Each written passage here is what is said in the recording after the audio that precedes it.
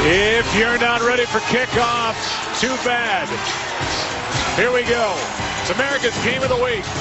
And the 3-0 Philadelphia Eagles taking on the 1-2 San Francisco 49ers on a beautiful day in Santa Clara, California. 49ers won the toss. They deferred. Philadelphia gets the ball to start their day. And we're honored to have you with us today on Fox.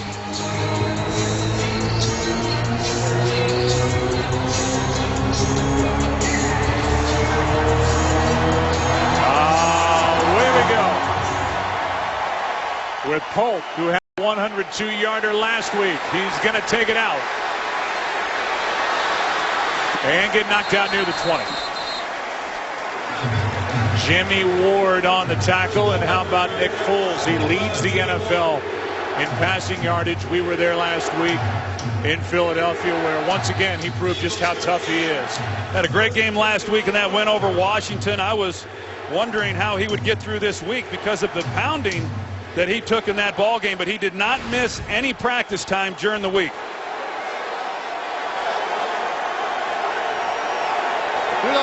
Philadelphia, one of 3 undefeated teams left in the NFL as we play here in week 4.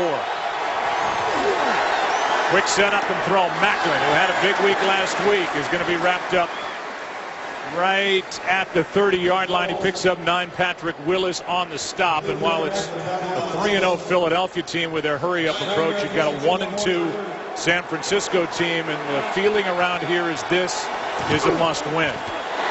Pass is incomplete for Macklin. 3rd and 1 coming up. That defense for San Francisco going to get after an offensive line that's had a number of changes.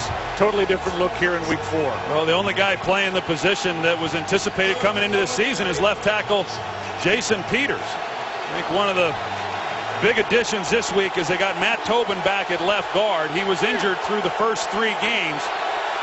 He should help him on that left side. Foles keeps it, and he's going to be knocked down near the marker. It looks like the officials running in saying that he is just shy. We'll see where they place it, and they place it right down on our unofficial yellow line. We welcome in a new crowd just joining us here in week 4 in this matchup between the 3-0 Philadelphia Eagles and the 1-2 San Francisco 49ers. First possession of the game for Philadelphia. Nick Foles just kept it on 3rd and 1, and it depends on the spot and this upcoming measurement as to whether it's 3 and out or 1st and 10. It is 1st and 10.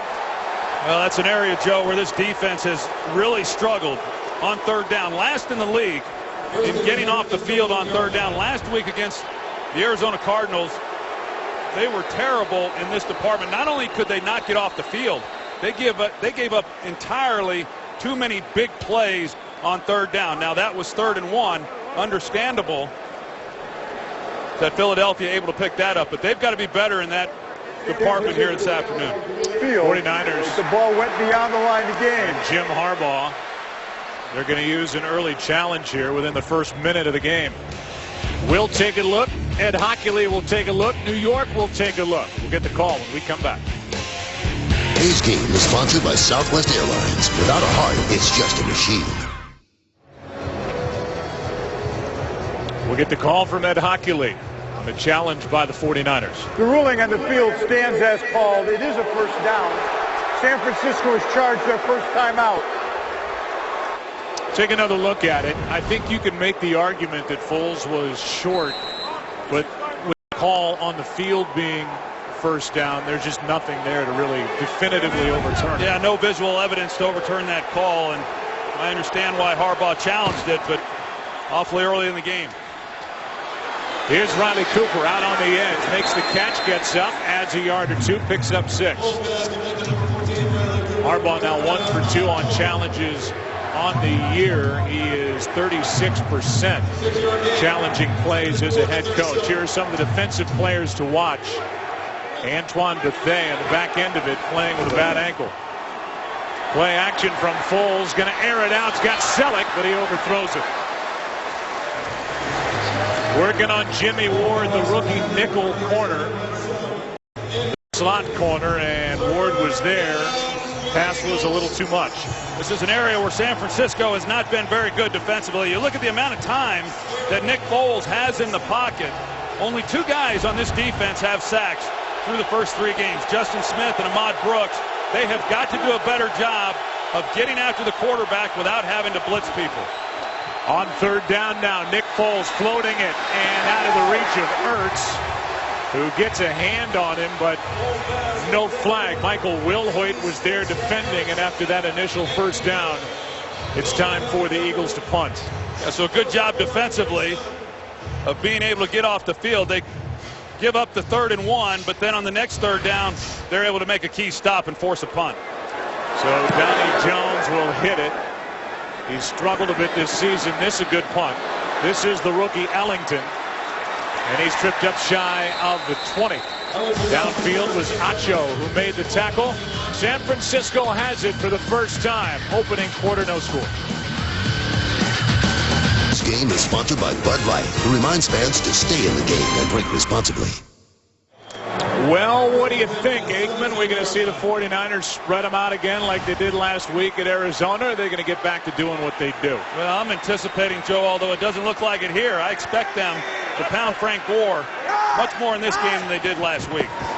They play action. And the pass caught by Vernon Davis, who missed last week with a bad ankle.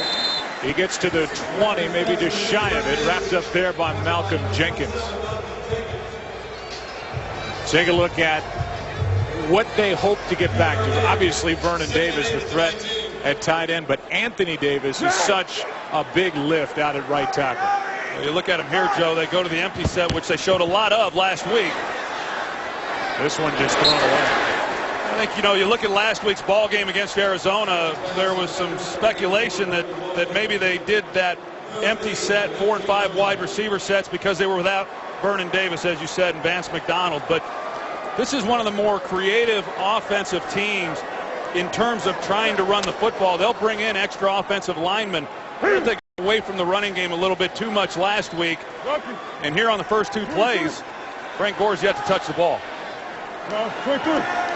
Unlikely to here on 3rd and 7. Now to be 3rd and 12 is Vernon Davis. False start, offense, number 85. 5-yard penalty. It's 3rd down. So while you watch the false start, Anthony Davis, who had off-season shoulder surgery, then had to deal with a bad hamstring. So he hasn't played in any of the first 3 games. And if there's a guy who brings a physical element out on the edge in that offensive line and is a tone setter, it's that number 76. 3rd down and 12.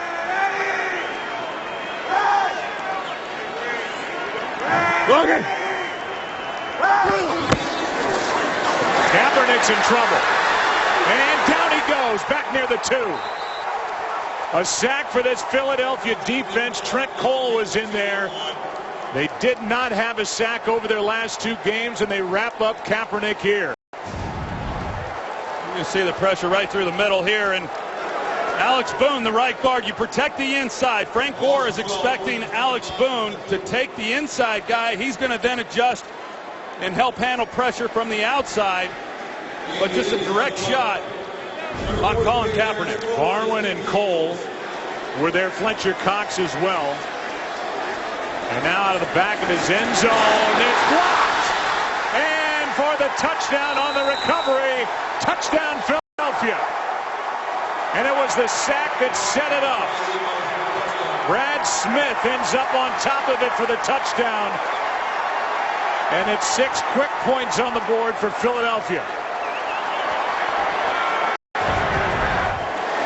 How about this start for San Francisco? Special teams once again to start the game for Philadelphia. Last week it was Polk on the kickoff return. This time Trey Burton gets inside and is able to make the block. That's an outstanding job by that unit. It was the sack by Cole, Barwin, and Cox that set it up. And backed up at the back of his end zone. Andy Lee had no chance. 7-0 Philadelphia. as the four-time All-Pro Andy Lee has it blocked. Brad Smith gets the touchdown. Philly on top in Santa Clara. A's Game on Fox is sponsored by AT&T, mobilizing your world. By Pizza Hut's Bacon and Cheese Stuffed Crust. And by DirecTV. If you call yourself a sports fan, you gotta get DirecTV. Beautiful day, whether it's San Francisco or south of San Francisco in Santa Clara. For the Eagles, the first time in 345 games they've blocked a punt for a touchdown. And for Philadelphia, the second straight game the Eagles have a touchdown on special teams. This is Ellington out of the back of the end zone. And Ellington gets to the 20. That's it. Bradley Fletcher was there after a 27-yard return back to the block. Well, you'll see Dan Skuta, number 51 here. He's trying to block two guys, Burton and Brayman. But because the ball snapped on the 2-yard line, it doesn't afford Andy Lee the usual distance to get back. He's got to stay within the end zone, and it shortens up the distance that they have to get there to block the kick. It's just an outstanding job driving Skuta right into the punter. So Lee's trying to stretch out that right ankle and foot. There's the other end of it. The 49ers, who had been the only team in the NFL to score a touchdown on their opening offensive possession the first 3 weeks, give up a big sack, and now Kaepernick just throws it away, and this crowd starts to groan here at Levi Stadium. 2nd and 10 coming up, and here are some guys to watch defensively for the 30th ranked pass defense in the NFL. Well, we've seen 4 straight passes by the 49ers, and they've yet to do anything. We also saw the Indianapolis Colts 2 weeks ago run for over 160 yards, so they've given up yardage both through the air as well as on the ground. 50. Ready. First carry of the game, and it's Gore, and he's going to bounce. First down and more out near the 34, 35-yard line. 15 yards. The all-time leading rusher in 49er history, Frank Gore. It's a pretty good group to run behind. You got the All-Pro Joe Staley at left tackle, and then Bruce Miller, the fullback. They finally get him in the game and allow him to do what he does best. Lead block for Frank Gore. First time he carries the ball. It's an outstanding job. Joe Staley told us on Friday, Joe, that, hey, the way we've won games around here is we have physically intimidated the opponent, and they've got to get back to doing that. You need to see more of what just happened. Instead, it's a quick setup and throw. Crabtree, a one-handed catch, but a small gain as Kerry Williams forces Crabtree out of bounds with a gain of about 2. It would be shocking to watch the 49ers, who, when Jim Harbaugh and Greg Roman came to the NFL from Stanford, had all of these exotic run-oriented blocking schemes. They really changed the way you run the ball in the NFL. It's what they've done so well. And now that they're getting healthier on the offensive line, you just expect them to go back to that. 2nd and 8. Here's Gore. Left side, lowers his shoulder. He wants it. He only carried it 6 times last week. Picked up 6. You know, I've said a lot of times, Joe, the 49ers over the last 3 years with Jim Harbaugh, they've reminded me so much of the teams that I was a part of. They're in Dallas when we made our run, and it was a big physical offensive line that just mashed on people. And then you've got a very talented runner like they've got in Frank Gore. It's a great combination. And Jim Harbaugh, as a quarterback, is a running guy, you know, with his background at Michigan. And then what he did at Stanford, he develops these offensive linemen, but they just have not pounded on people this year the way that I've seen them in previous seasons. 3rd down and 2. Kaepernick keeps it. Nowhere to go. And now he floats, and he's got a man.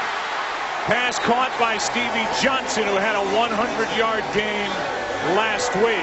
He's got 17 yards, a first down, and a flag is down. Flag in the middle of the field after that 17-yarder to Johnson.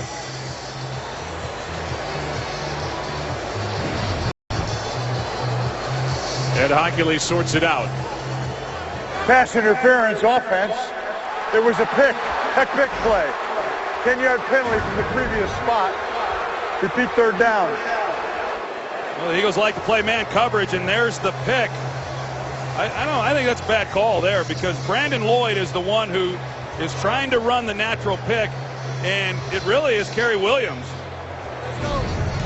who runs in then to the other defender who's coming back the other way. It was not Brandon Lloyd picking off the defender. I think that was a really bad call. And the 49ers, who have been penalized a lot, most penalized team in football, they have had a lot of bad calls against them. And that was another one. Lloyd and Stevie Johnson were about 5 yards apart. So the penalty takes away a first down. Kaepernick now with another flag down, backs up, throws it over the head of Johnson. Incomplete. This might be a makeup call here, Joe.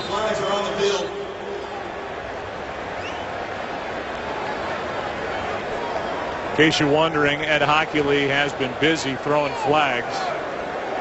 5th highest number of penalties called this year by Ed and his crew. Illegal contact defense, number 23. The 5-yard penalty from the previous spot and an automatic first down. I think you're right.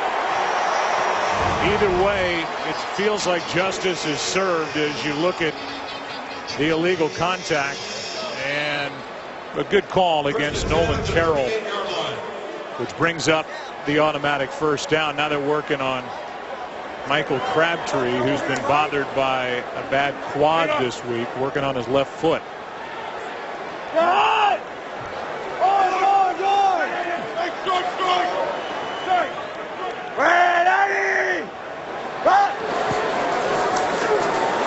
Back to the air. Kaepernick's got Gore on the near side. Collin will keep it and hop out of bounds with a nice gain. Forced out by Benny Logan. A gain of 9. And let's go down to the field and Erin Andrews. Hey, Joe, well, this Eagles defense can't use the excuse that they're tired out by Chip Kelly's practices, but they can say they were woken up this morning about 2 a.m. from a fire alarm at their hotel. Some of the members of this defense had to go out in the parking lot until they shut this thing off. Chip Kelly said, hey, it didn't matter. We're pretending this game is 4 o'clock our time on the East Coast, so they went to bed 7:30, 8 o'clock last night. So they're all tucked in at 7:30, 8 o'clock last night. Now a 2nd and 1. After the run by Kaepernick, they run it with Gore, and Gore's got a first down. You wonder, Troy, if because of what they're dealing with, San Francisco defensively, they've got Aldon Smith, who's out in a 9-game suspension. They've got Navarro Bowman out, probably their best defensive player all around, who is on the physically unable to perform list. They're missing Glenn Dorsey. It's like, look, our defense is going to give up points more than they have. We have to open things up and try and match that offensively. But this is the stuff they do better. Well, there's no question. I think you run the trap when you start worrying too much about what the other side of the ball is doing and not focusing on what you do best.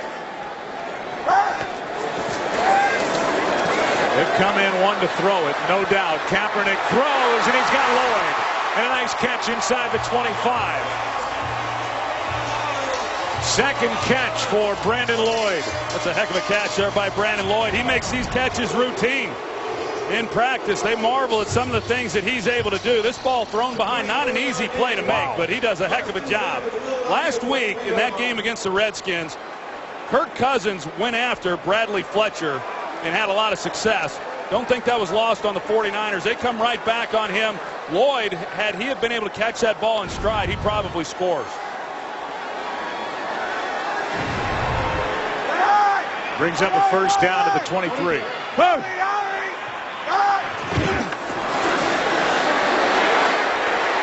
Kaepernick spins out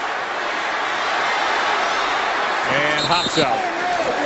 Lost yardage on the play. Could have just thrown it away. Instead, he loses 4 yards. Well, we've seen already in this game the Eagles have been able to get a little pressure on Colin Kaepernick and force him to move. We saw it a little bit earlier with Benny Logan.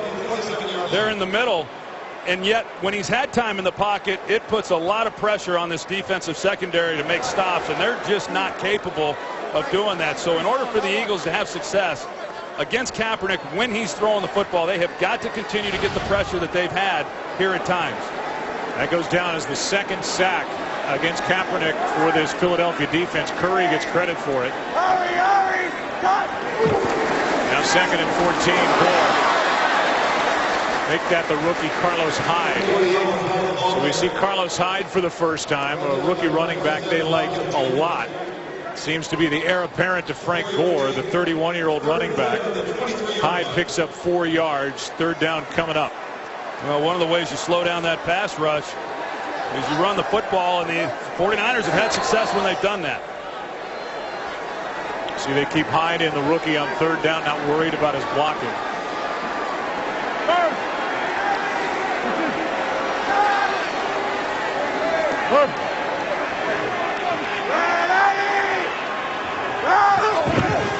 Third down and 10. Kaepernick's got Bolden. Anquan Bolden has fought his way for a first down.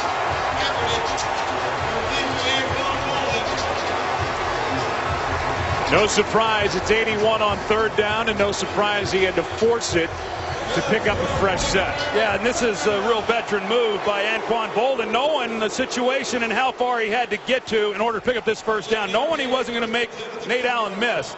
That he just had to get going up the field and get enough to pick up that first down, and he does it. Only 70 receiving yards the last 2 games for Bolden, who's number 4 on the active receiving yardage list. Got a tremendous career. Delayed handoff. That's Gore. And Gore will take it to the 10-yard line.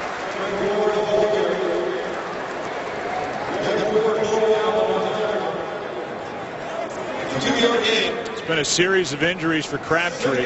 Last year played only 5 games during the regular season, coming off a torn Achilles. And he has nicked up a lot. Free agent to be. And they're still rolling out the bottom of that left foot.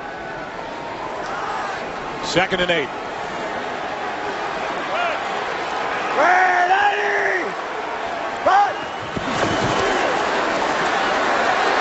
Kaepernick forced to move again. A flag is down.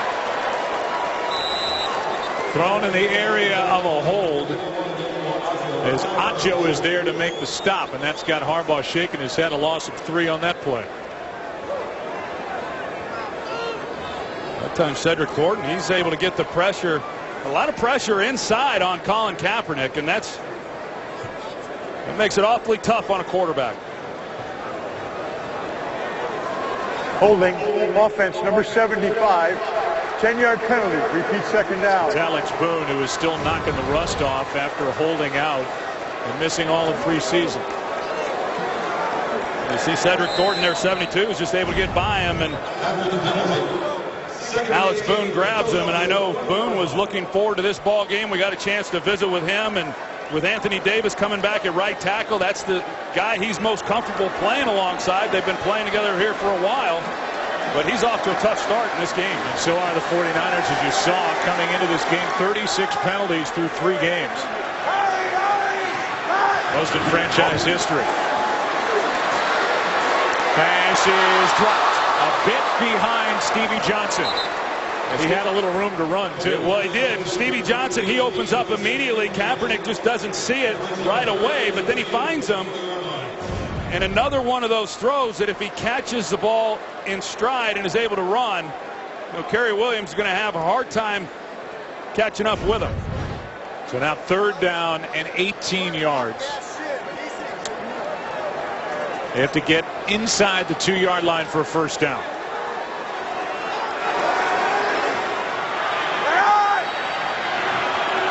Bravo!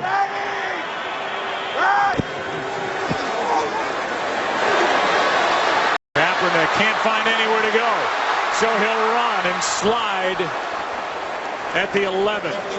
4th down coming up.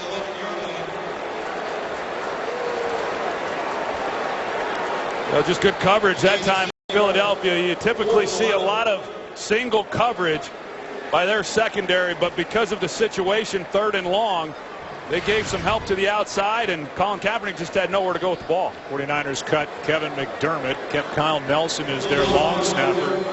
Holder is Andy Lee, and this is a 29-yard try by Phil Dawson. He's 2 for 4 on the year.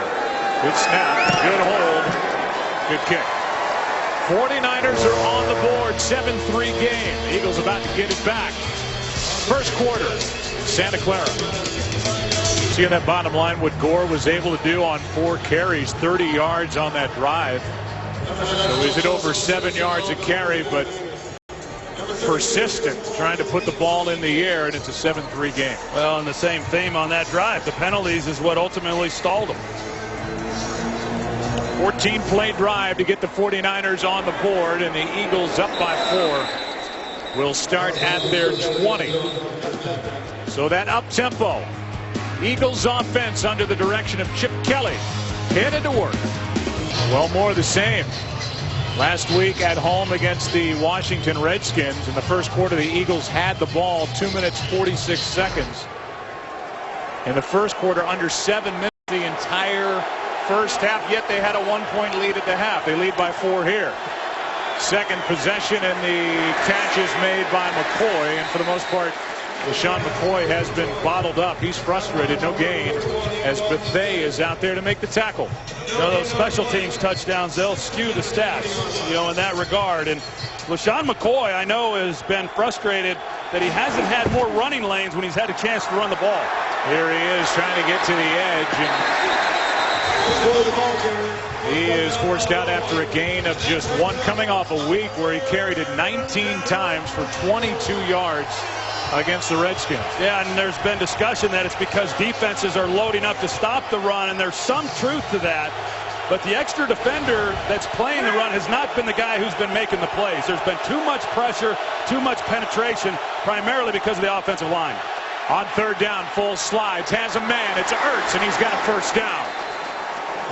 Zach, who played at nearby Stanford, was a second-round pick. He was there when the 49ers were on the clock. They decided to pass on him, and he's been a big play tight end. Boy, he has. He's really coming into his own this year, and his second year in Chip Kelly's offense. And you're right, Joe, that he actually thought there was a chance he was going to come to San Francisco and reunite with his college coach, but they traded out of that pick. Here's Sproles. Sproles picks up 4, and we go to Joel Klatt with the game break. To Minnesota, where Adrian Peterson's backup Matt Asiata into the end zone for his second touchdown of the day. Teddy Bridgewater, 2 drives, 2 touchdowns in this ballgame. As they continue to play without Adrian Peterson, here's one aired out from Macklin, out of bounds. Parrish Cox in coverage, and it's Parrish Cox getting the start at corner because Tremaine Brock is missing his 3rd straight game with a bad toe. Well, Justin Smith, he's able to get inside, and just as Nick Foles lets go of this ball, he takes another hit, and no telling how that left shoulder is. That was what was bothering him at the end of that game last week, and you got to believe coming in, it's pretty sore. They try to keep him as upright as they can throughout this game. 3rd down and 6. Just 4 men on the rush. Foles throws it into the ground as he was under pressure again. Jordan Matthews the closest one to it. It's 4th down.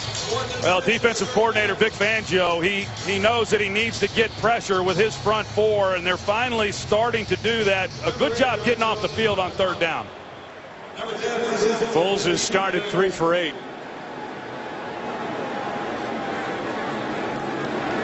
Nick Foles looking for his 4th straight 300-yard passing day. Off to a slow start, and this punt is going to stay out of the end zone. It was touched with a player in the end zone, Trey Burton, and it's a touchback. Well, Burton makes a great play on the block punt earlier. This time, just leave it alone. These guys come sliding in and to get the ball, and the ball was not going to go into the end zone, but Burton, you see, his right knee is on the line. It's a touchback. So the 49ers down by 4 will start at their 20. Late stages, first quarter.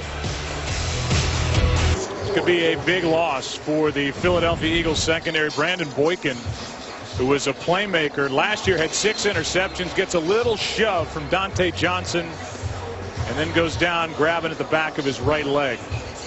Well, that hurts them and weakens them in the secondary as their nickel corner, and a guy who's played pretty well. He's their slot defender. He's on the field a lot with a lot of these 3 wides and 4 wide sets that offenses run. In fact, he's played well enough that defensive coordinator Bill Davis had to answer questions all week long as to whether or not he should be a starting corner.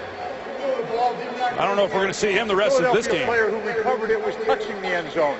By rule, that's a touchback. First down.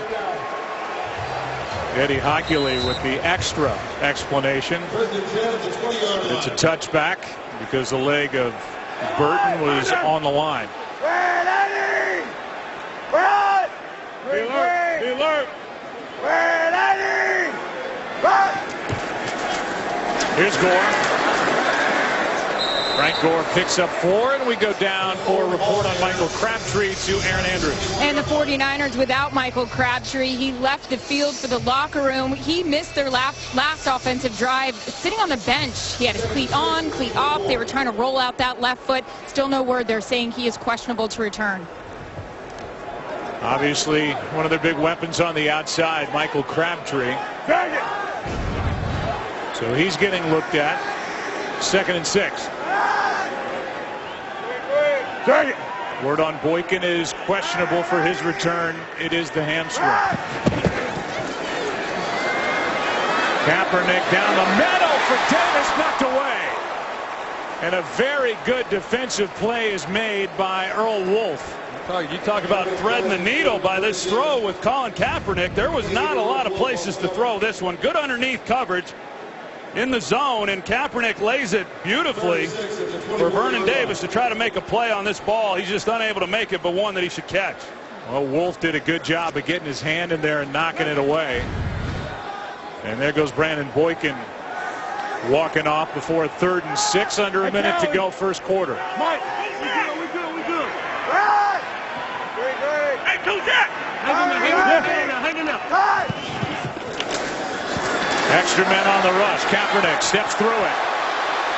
Flag is down. Kaepernick is out of bounds across the 45. But a flag is thrown on the play.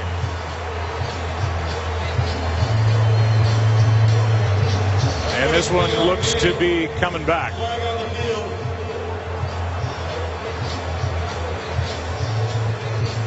Another penalty that kills a first down. It's like every time the 49ers start to get something going, they have a penalty that derails them. Illegal hands to the face defense, number 59. That 5-yard penalty is enforced from the end of the run. First down. With everybody moving back toward the previous line of scrimmage, Ed Hockley throws a little wrinkle into it and says illegal hands to the face right in the middle of your screen, with D'Amico Ryans and Frank Gore. Well, on that play, you don't see many defenses, especially on 3rd down, play man coverage against the 49ers because of the running ability then of Kaepernick. The Eagles do, and then once the lane opens up, Kaepernick is able to take off and pick that first down up pretty easily. You're right, Joe. Initially, it looked like it was another penalty against the 49ers that was going to bring it back. Good call there, as you saw on the replay. 23-yard run plus 5 yards on the penalty, and the ball is inside Eagle territory at the 48.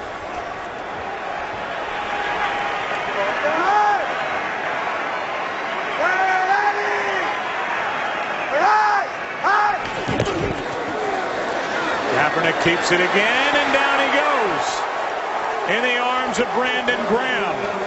And that is sack number 3 today for the Eagles defense, as they did not have a sack over the last 2 games. Graham got him, and now a player is down, and that's Anthony Davis, who the 49ers just got back.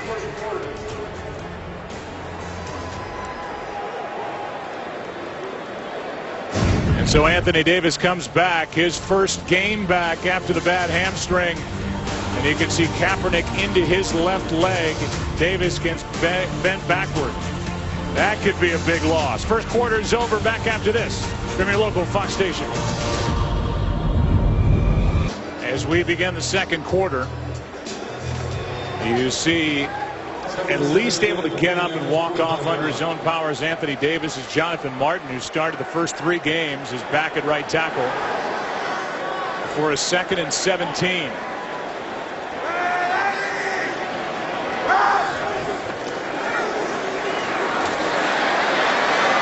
Kaepernick out out to his left, throws across the field. Gore left all alone. And Frank Gore still going for the touchdown. No flags.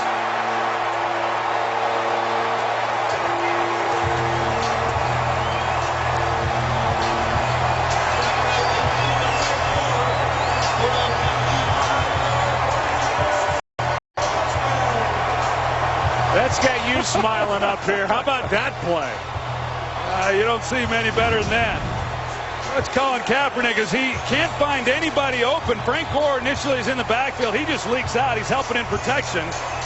He's thinking he's not even a part of the play, and Kaepernick, with nowhere to go, finally spots him, and to make that throw all the way across the field while running to your left, it shows you what kind of athlete Kaepernick is. And then Gore shoves away Earl Wolf and goes in for the touchdown, and like that, on a 55-yard touchdown catch and run for Frank Gore, a career long. The 49ers now lead by 3. Do you have any plays like that back in the day? I mean, forget the playground. I'm talking about Dallas or any other place. I couldn't. I would be done for the season if I tried to make a throw like that. That was, you know, that's a great job by him. You could tell he was a heck of a baseball player at one time to be rolling out that way and to turn back and deliver the ball to Frank Gore. Just an outstanding job. Yeah, I mean, Gore was like he was catching a punt over here, and then he took it in and shoved Wolf away and goes in for the touchdown. To say it again, I mean, we've talked a lot already about this offensive line that's getting healthier. Alex Boone knocking the rust off. Now Anthony Davis is out, who knows for how long. But so far, the 49ers offensive line has had a tough time protecting Colin Kaepernick. They could have 4 sacks today. One was erased by penalty. Talking about Philadelphia, you know those offensive linemen are dying to just rear back and start run blocking again. Yeah, I mean, we talked to Joe Staley, and you can tell that, you know, they want to pound people. I've never been around an offensive lineman that doesn't like to run the football, and they've come out here again in this game, and they're spreading people out, and they're throwing the ball. They've had success running the football. You know, this is a 49ers team that is in a bit of disarray through the first 3 weeks of this season, and it's a veteran group. They know how to win, and they need to find a way to win in this game today. Here is Polk, chance to return it from a couple yards deep in the end zone. He got knocked down by his own player, able to get up and at least get it to the 15-yard line. James Casey on the stop. That's who Polk banged into and then was able to get up and get a couple of extra yards. Well, we will begin game 1 starting on Friday. And we look at the matchups, the Cardinals and the Dodgers, we know that. And then the one-game play in between San Francisco and Pittsburgh for the right to take on the #1 seed in the National League, the Washington Nationals. It starts on Fox Sports 1. You're pulling double duty next week, right? Yes. Game 1 in Los Angeles, and then to Denver for the Cardinals and the Denver Broncos. Here is LaShawn McCoy, a gain of 1, and we look at some of the numbers through 1 quarter, and the total yards dominated by San Francisco. Phillies hardly had the ball. Pulls out to his left. There's going to be a hold against Philadelphia. Cooper makes the catch, but this one's coming back. That was as obvious as they get. Holding offense, number 63. After distance to the goal. They keep 2nd down. They get David Molk, who along with Matt Tobin is making his first NFL start. Yeah, he's right there at center. He comes in and he replaces Jason Kelsey, who's an outstanding player in this league. And you know, it's tough duty for him. Molk, who was a pretty accomplished player in college. Just 2 years ago, he was regarded as the top center in college. He won the Dave Remington Award. He was out of football last season coaching high school ball. But he's a guy who can do some things getting up to the next level. He's got great quickness. He's played some guard. Center is his most natural position because of experience in college. Pass is caught by Matthews, and the rookie Jordan Matthews with flags down gets it out to the 23.5, a gain of 16. But a flag is down yet again. The new NFL, where it seems like after every play you're looking for a flag, and we've seen plenty already. Pass interference offense, number 14, was blocking downfield before the ball was released. Correction, before the ball was touched. 10-yard penalty from the previous spot. Half the distance to the goal. Repeat second down. They get Riley Cooper for that block. You got to be within 3 yards, Joe, when you're blocking downfield, and you just don't see it called. I thought the Packers have done a great job over the years of running that play and getting guys down the field and blocking well beyond that distance, but they never get called. You just don't see it that often. Now 2nd and 21. Play action, Riley Cooper. Out to the 15, working on Chris Culliver, a gain of 11. Well, I know last week going into that game with the Eagles and Redskins, Joe, a lot of discussion about the Eagles not getting the ball to their wide receivers. They'd gotten it to the tight end, they'd gotten it to the running backs, and then the wide receivers explode last week. 21 completions of Nick Foles' 27 were to wide receivers. So they can beat you and come at you in a lot of different ways.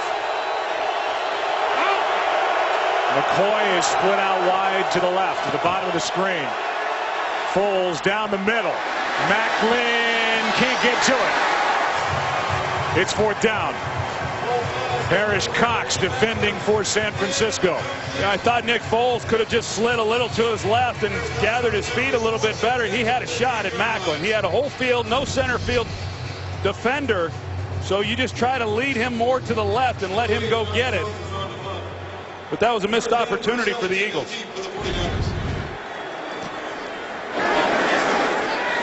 Here is Ellington. No fair catch, and Ellington gets brought down immediately by Brian Bremen.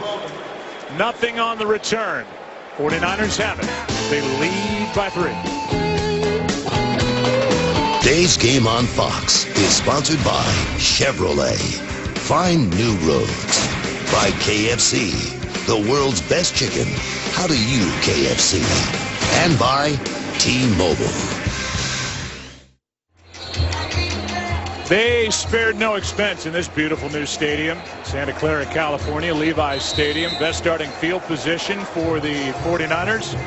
Trying to get their first win in their new ballpark. They blew a lead late 2 weeks ago against Chicago. So they come into this game 1-2. Just had the 55-yarder to Frank Gore. And they started their own 38.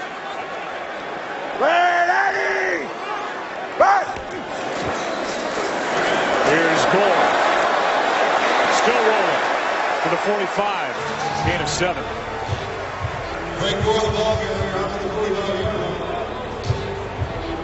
Well, we talk about the 49ers run game and all the variations that they give you, and they'll play the unbalanced stuff. You see Joe Staley, he starts like he's going to be at tight end. He shifts back over to his natural position at left tackle. They bring Bruce Miller then over and then motion Vernon Davis, and it stresses the defense in knowing where the strength of the offense is going to end up before the snap.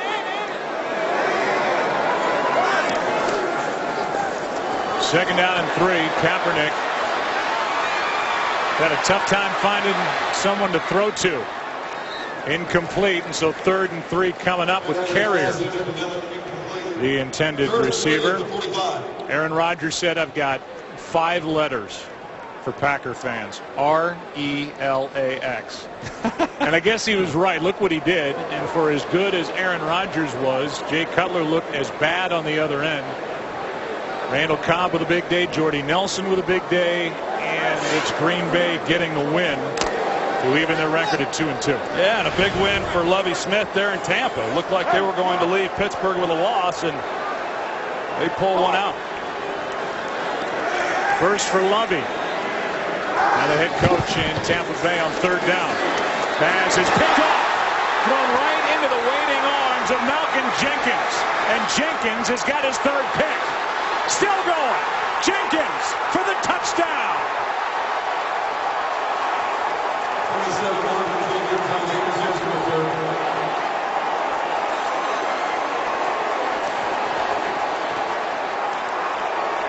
That's Malcolm Jenkins just being a ball player right there. It looked like it was going to be man coverage, and Kaepernick thought that he had a clear lane then to the receiver. But as you're going to see, Malcolm Jenkins falls off of his guy and gets right into the throwing lane.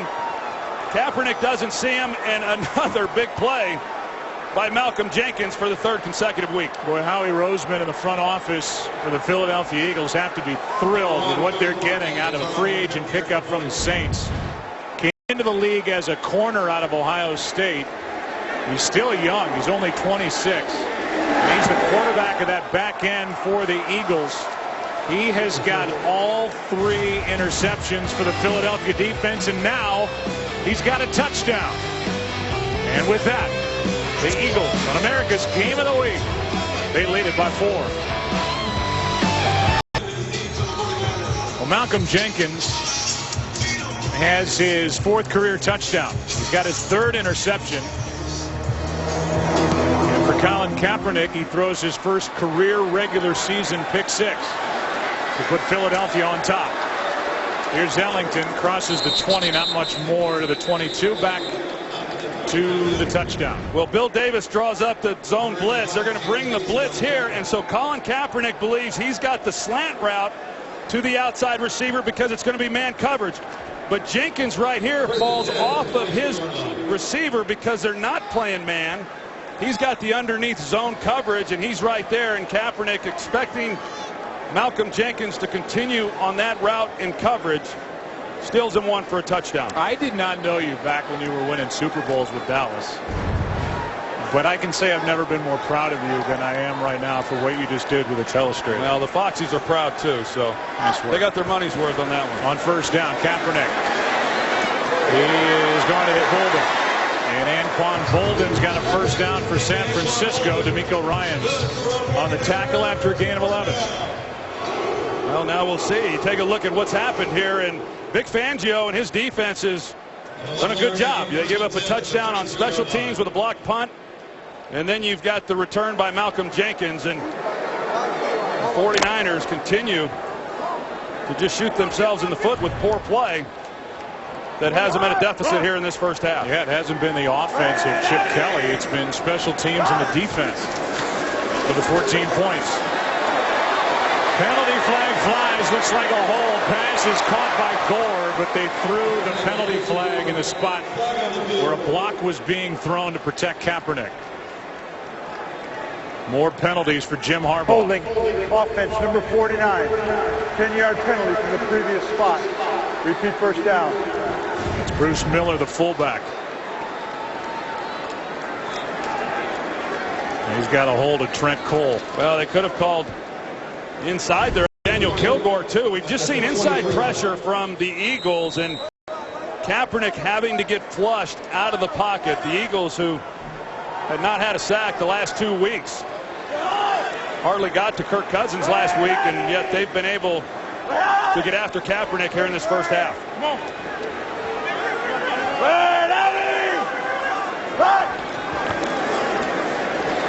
Here is Gore. You can just tell by the way, and not to say that he doesn't run hard every time he gets his hands on the ball, but this guy wants the ball and wants to start running it like they've done for years here in San Francisco. Hey, they've been trying to put him out to pasture here for the last couple of years. I'm a big fan of Frank Gore. He's a tough guy. He's a great teammate as well. I know he was frustrated last week with just 6 carries. You know, he can make a lot of things happen, and good things tend to happen when he has the ball in his arms.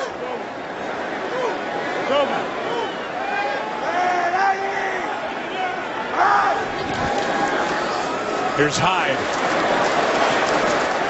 Left side to bring up third and relatively long. A gain of just 1. Cedric Thornton on the tackle.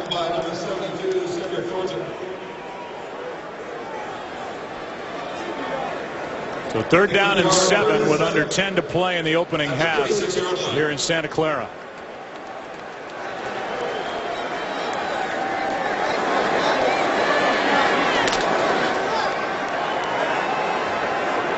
Thornton checks out. Kaepernick in the shotgun.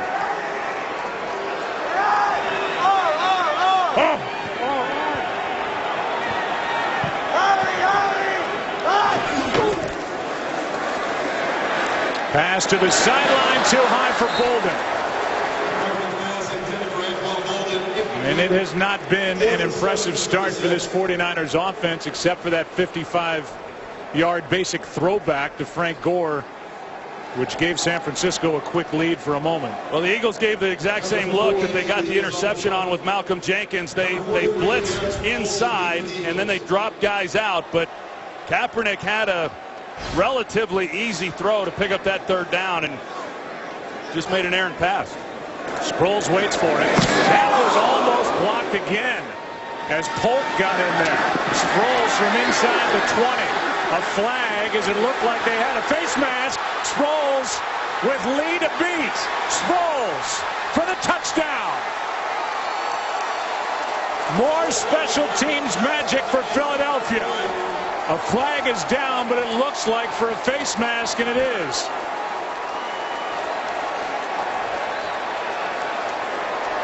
It was almost blocked by Polk, and then Darren Sproles takes it 82 yards for the touchdown. During the return, personal foul, face mask by San Francisco, number 14. The touchdown is good. That 15-yard penalty will be enforced on the kickoff. How about this, Joe?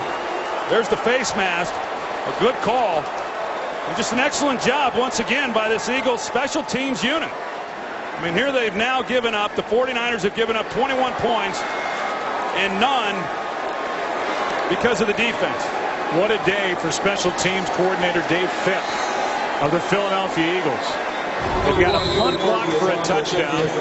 Last week they had a kick return for a touchdown, and now they get a punt return for a touchdown.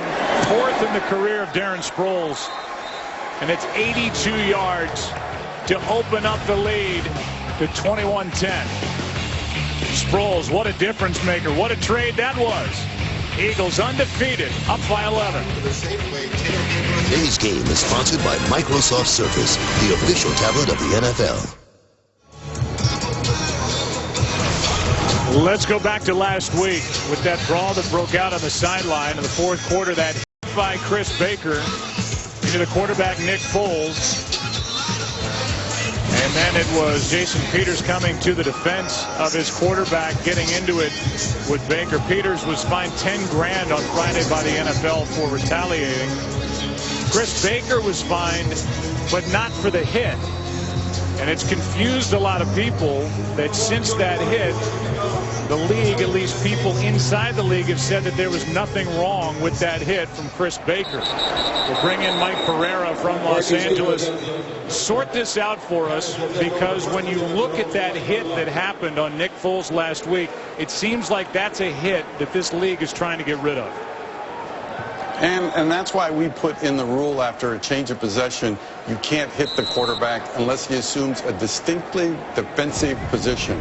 You know, if the league said it was legal, why on earth did they give Tony Corrente a correct call for the call itself?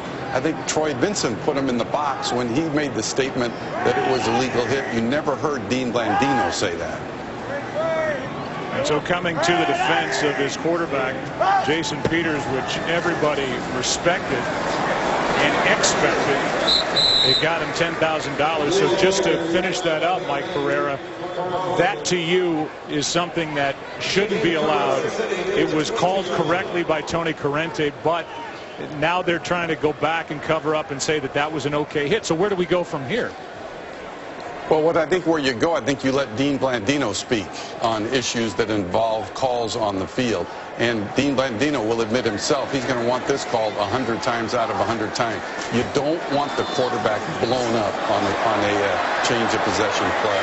Mike, thanks. Here's Carlos Hyde, who cuts back on second down and picks up 6, so a third and short coming up. Yeah, there was clearly a disconnect there at the league level after that hit. I found it interesting as well, Joe, that Troy Vincent came out and said it was a legal hit, but we never heard any comment from Dean Blandino. And I do know, as Mike said, that that is something they want out of the game of football, and they've put that rule in back in 2002 following the playoff game. Foles was fortunate that he didn't get hurt bad on that play. Now 3rd down and 2. 90.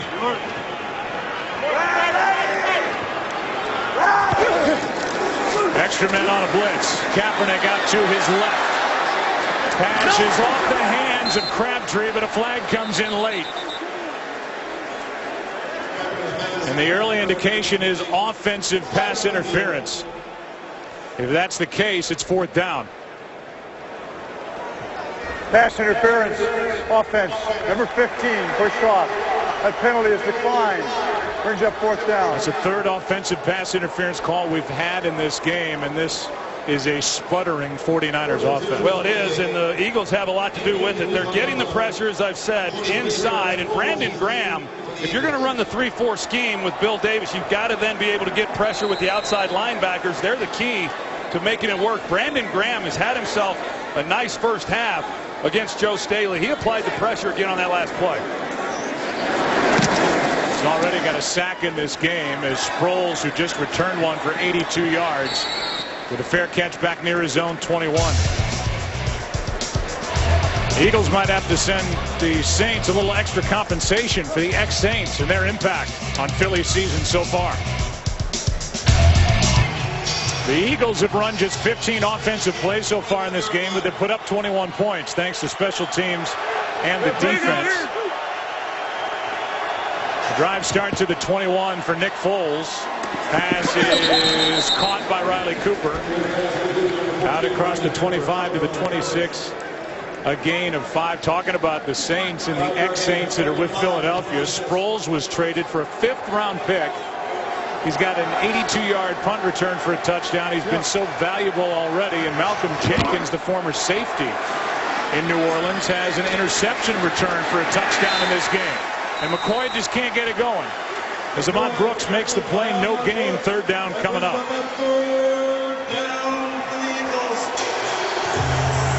Well, we all know how capable this Eagles offense is of scoring points, but when you start getting touchdowns by the special teams and the defense, it doesn't give you much of a chance. Dave Phipp, the special teams coach for the Philadelphia Eagles, for 2 weeks now has done an outstanding job with that unit. 3rd down and 5. High snap. Foles slides and has the rookie Matthews, and he's got a 1st down. Jordan Matthews good for 8, brought down by Jimmy Ward, as the 2 rookies will battle each other today, Ward and Matthews. Yeah, Jordan Matthews had a breakout game last week against the Redskins. A couple touchdowns, 8 receptions, and he's such a big target inside. You don't typically see slot receivers with that kind of size, but he's made some plays here in the early going of his rookie campaign. Here's Sproles left side. Penalty flag on the play. Sproles takes it to the 40. At the age of 31, Sproles can still scoot. Flag is down, and we'll hear more from Ed Hockley as Sproles just got 7. Holding offense, number 86. 10-yard penalty enforced from the previous spot. Repeat 1st down. It's on Zach Ertz. Gets a hold of Dan Skuta. And the local kid guilty of a hold. And it brings up 1st down and 20. Sproles back there again. Trying to set up a screen, and there's nothing there. Let's go to Joel Klatt with a game break. All right, Joe, back to Minnesota, where Teddy Bridgewater making his first start. And Norv Turner, the offensive coordinator, and Troy's old coach, is going to love this. His rookie taking it in. Teddy is 8 for 11 for 138 yards through the air, and the Vikings have a 7-point lead, 21-14. Joe, Troy, and Aaron. I was up in Minnesota at their camp right before the start of the year, and Bridgewater was not starting the season, but Norv Turner loves that young man. Here's a pass caught by Matthews. Ward is out there, makes a nice play. 3rd and long coming up. Blake Bortles there for Jacksonville got his first start this weekend too. A lot of these young quarterbacks like Bridgewater and Bortles and being asked to play early in their careers, and we've seen a lot of these young quarterbacks come in and have great success. It'll be fun to watch those guys through the rest of this season.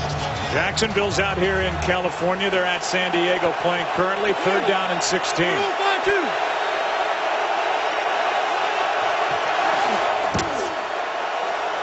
Foles protected. Time runs out. Pass incomplete. 4th down. And a good job by this 49ers defense to force a punt from Donnie Jones. Yeah, they've done a nice job. I mean, they've been able to get off the field on 3rd down, and they're corralling an offense that is difficult to do. Bruce Ellington, the rookie, waiting for it.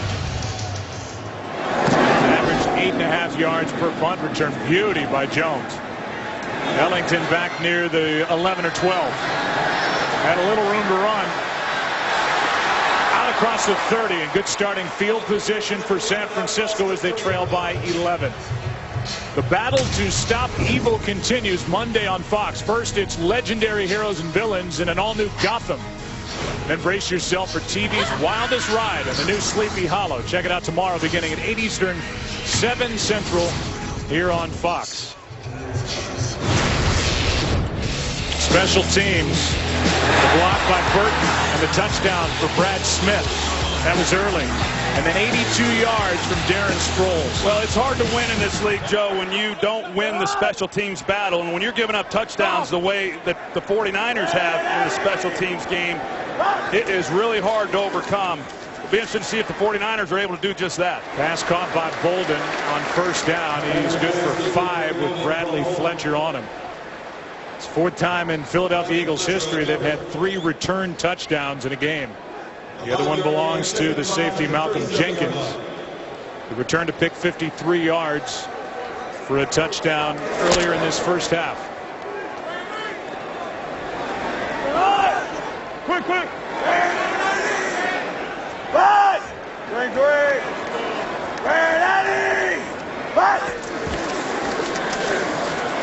Here's Gore, ducks beneath the offensive lineman. A flag is down. Gore picks up 4.5.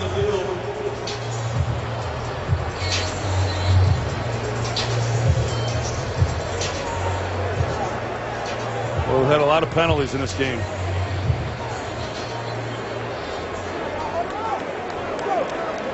Illegal formation offense. Number 15 was up on the line, covered up another receiver. 5-yard penalty. Repeat 2nd down.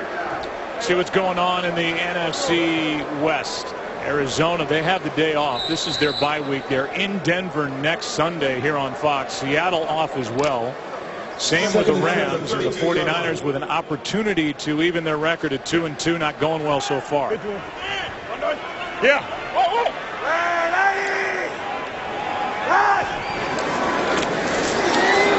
Pass is caught by Brandon Lloyd.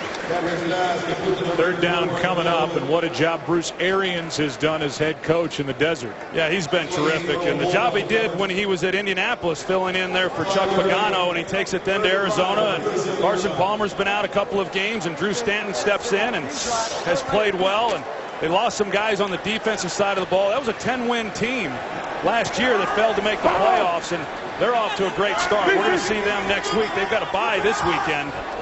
I'm looking forward to seeing that team in person. They're down in 5. A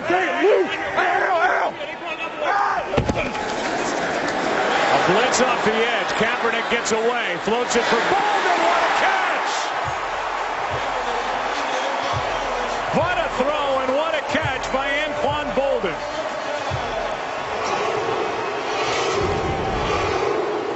There's Vinny Curry right here. He's a defensive end. You don't turn a guy that size loose. Somebody's got to be on him. I don't know if it was Gore or Jonathan Martin, but Kaepernick is able to avoid the rush and then ad-lib and make another play.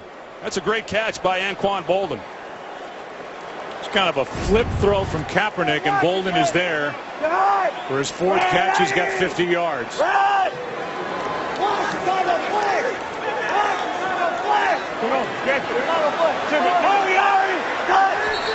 And a delay of game. Wow. More mistakes. Delay of game offense. 5-yard penalty. It's 1st down. Moving guys around before the snap. 49ers have 2 timeouts left, but just took forever at the line. Now just trying to do too much, and you see the clock, the play clock. As a quarterback, you got to see that every time you break the huddle.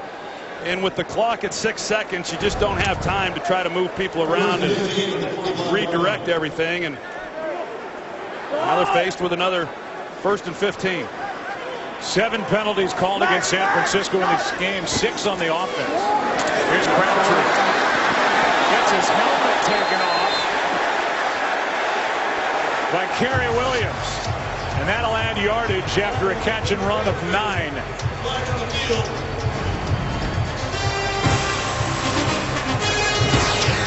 And there's the left arm of Kerry Williams on the helmet. They threw the flag out there on the edge.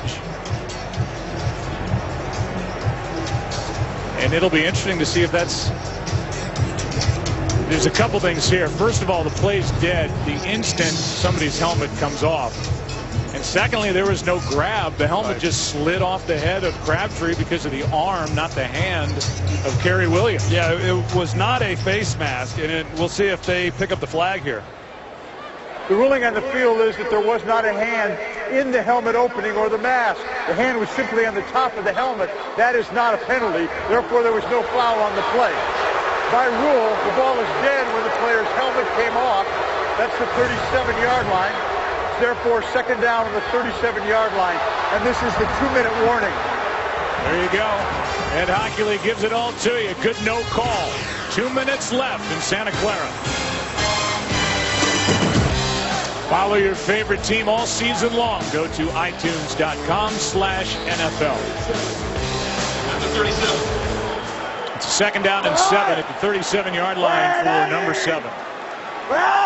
Very good. Get the one.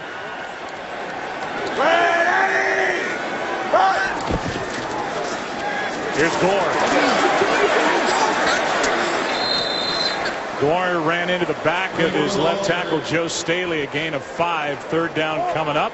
San Francisco, 2 timeouts left. Yeah, plenty of time, and an important drive right here for San Francisco.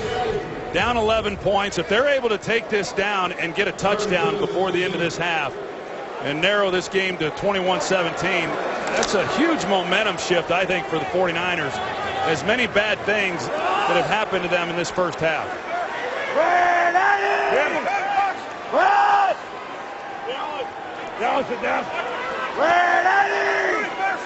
Got Big Joe Looney in motion. Handoff is to Gore, and Gore won't pick it up. 4th down coming up. Emmanuel Acho, the first guy in there, but he was not alone. A loss of 1 on the play, and a timeout is taken.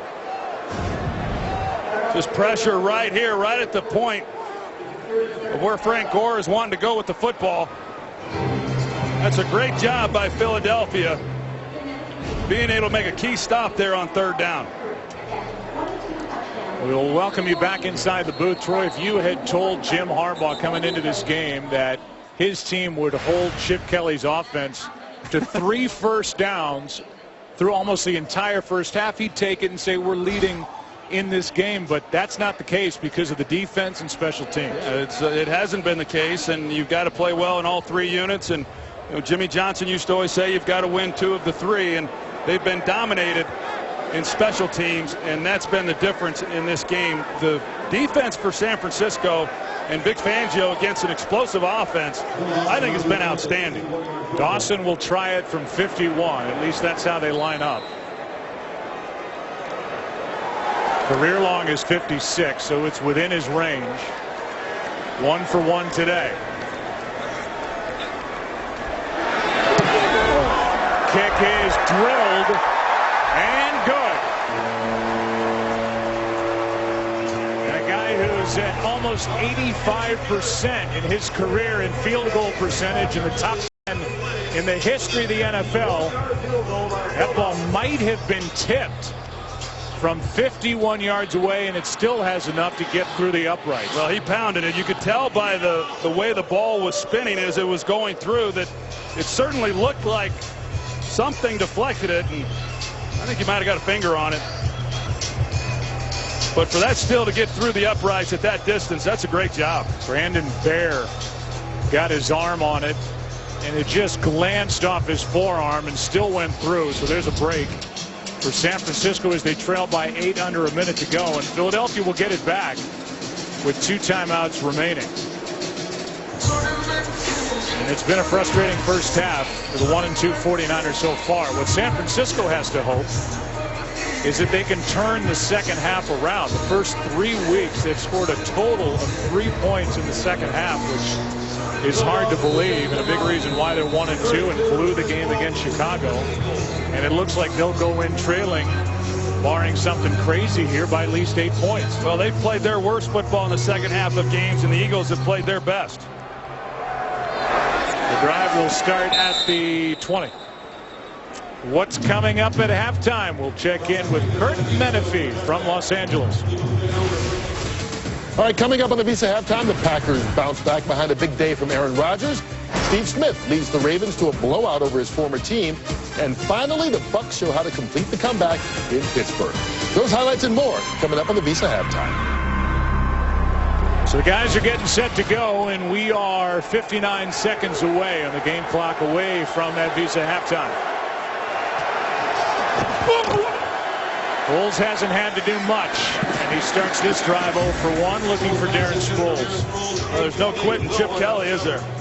You know, under a minute to play, they've got a couple timeouts. That's a lot of time for this offense, but you know, you get too carried away, and then you give the ball back to San Francisco with time on the clock, and they've got 2 timeouts. If you're going to throw it and you don't complete it, San Francisco's got an opportunity once again. Foles at 44% for the game, 7 of 16. He has his 8th completion. This is Darren Sproles, but he's wrapped up 5 yards shy of a first down. And the 2 teams will let the clock go. Harbaugh was checking it and wondering himself whether or not he wanted to stop the clock and see if they could make a stop here on 3rd down. Pass is caught. Jordan Matthews. They're going to keep the clock winding. Matthews has got a first down, and Philadelphia will spend a timeout. They called their first timeout on defense prior to that 4th down, which led to the field goal. Philadelphia has a first down and 1 timeout left, and Jordan Matthews, who, as you said, Troy, had a big week last week, his coming out party, is a big-bodied, 6'3", 212-pound receiver, and he really looks like a find out of the 2nd round from Vanderbilt. Well, we talked to Chip Kelly last week, and of course with Deshaun Jackson being released, and Chip Kelly, although I think there's more to it than this, he said, I just like bigger receivers, which he does. And that was proven when they go out and they draft Jordan Matthews, because what he likes about him is they're able to get off the press coverage easier, and they really help out then in run blocking, which everyone talks about this offense. It's really based around the running game more than the passing game. Running game that's been shut down. They fake the screen right, throw the screen left to Ertz. He's got a first down across the 40, and a timeout, the final one taken by Philadelphia. 17 seconds left, and an interesting play design there from Chip Kelly. They run screens a lot of different ways and give you a lot of looks. I think it's hard, you know, to rep everything that you've got to be prepared for as a defense, but you know, Vic Fangio, in visiting with him, really likes what Chip Kelly is doing offensively and the challenges that he presents for a defensive unit. We've talked a lot about your Cowboys. You guys were not a good screen team. The Eagles have been a good screen team, first under Andy Reid and now with Chip Kelly. On first down, Foles throws, sidelines, got a man, and picked off, but was he in bounds? Parrish Cox was there, and the officials will get together and talk it over. Did he get both feet down? What an athletic play by Parrish Cox. And before they make the call, they're going to say incomplete. Ruled incomplete. And it was. Parrish Cox was pretty adamant that he caught this and got his feet in bounds. They had a chance along the sideline, just a long throw for Foles to make and to have it get there before Cox was able to get to the ball himself. This next throw's got to go to the sideline to have any chance at points before the half. No timeouts left. And the timeout is taken now by the 49ers. Timeout San Francisco. That's their 2nd. It's a 30-second timeout. Here's an interesting note given to us by Philadelphia's own Ed Svita, our statistician. Talked earlier that the last Eagles punt block for a touchdown came in November of '92 by Ken Rose. In that same game, they also had a punt return for a touchdown by Sikahema and an interception return for a touchdown, the great Seth Joyner.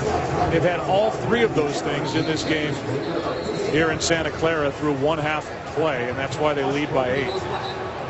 Well, as a quarterback, you sure like when the other units are doing the things that the Eagles are doing here today. 2nd down and 10.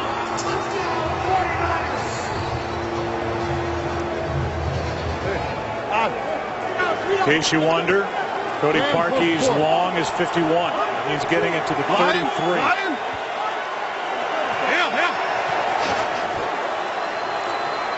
Underneath, Cooper's got to get out of bounds. Ball's out.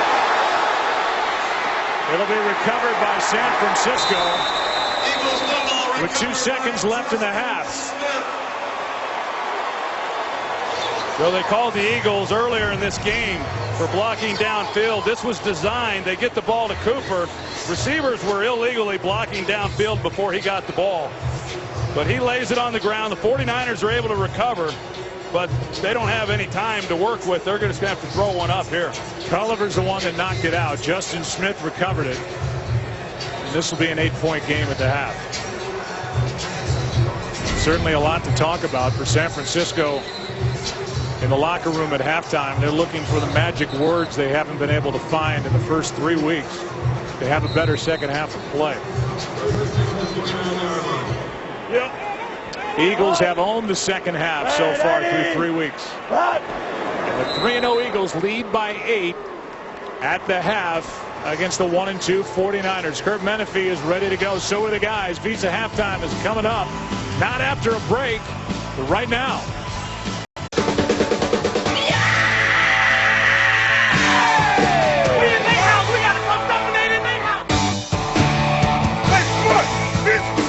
Everything you got.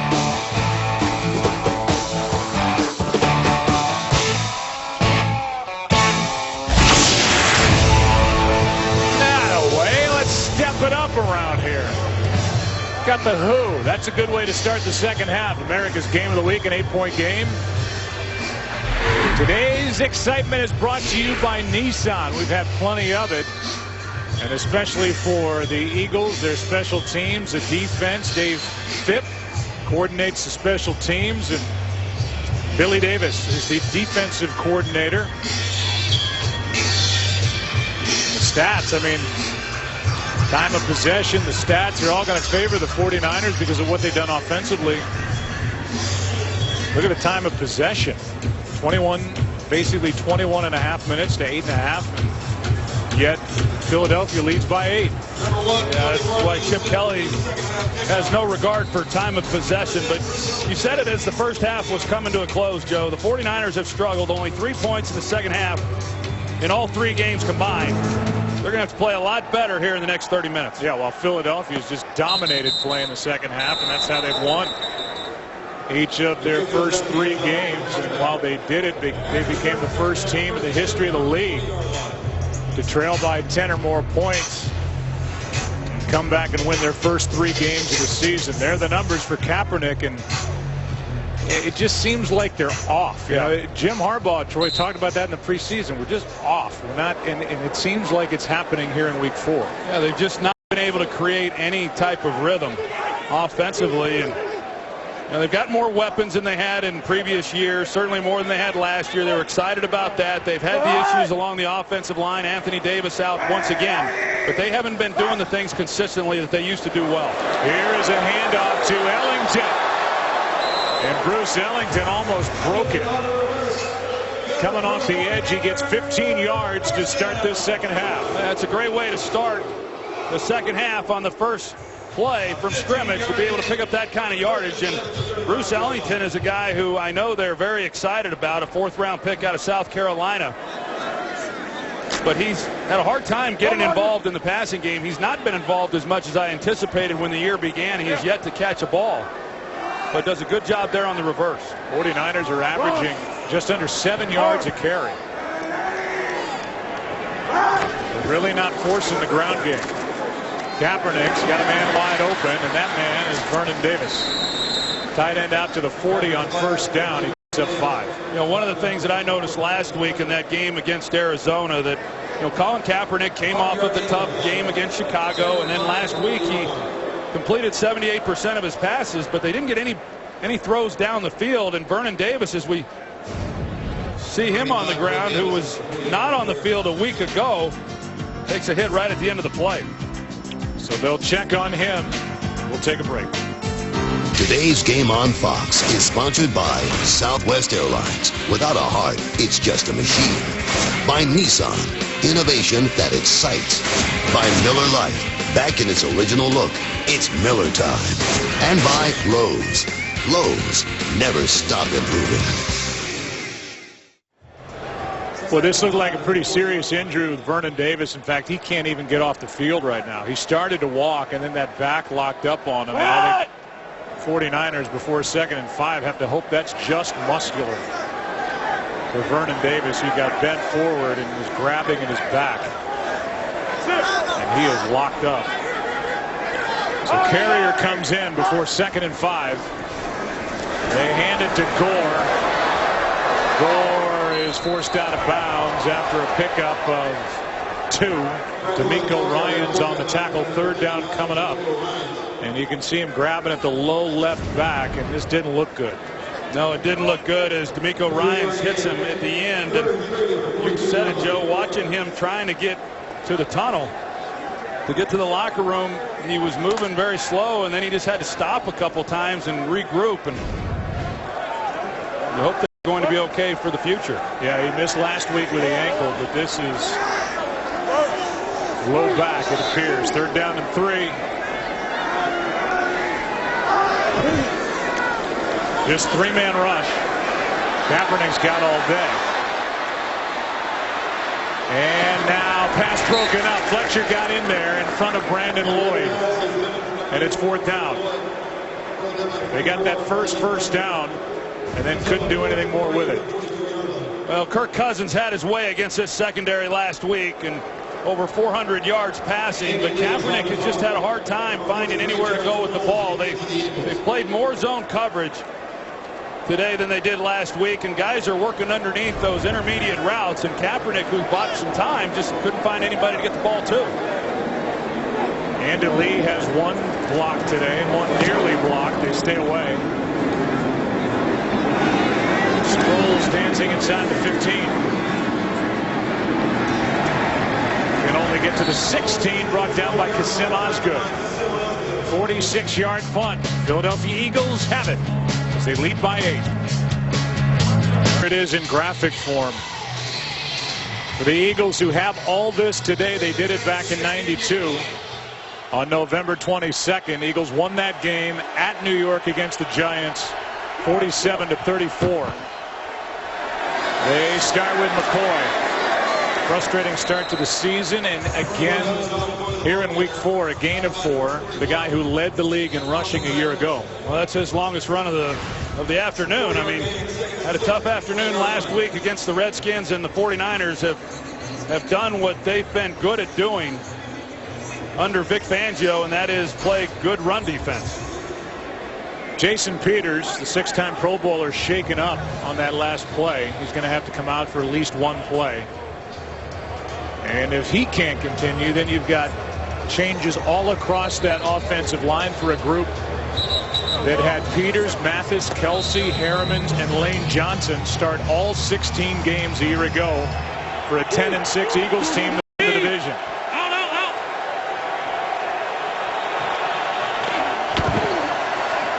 Pass caught by Ertz.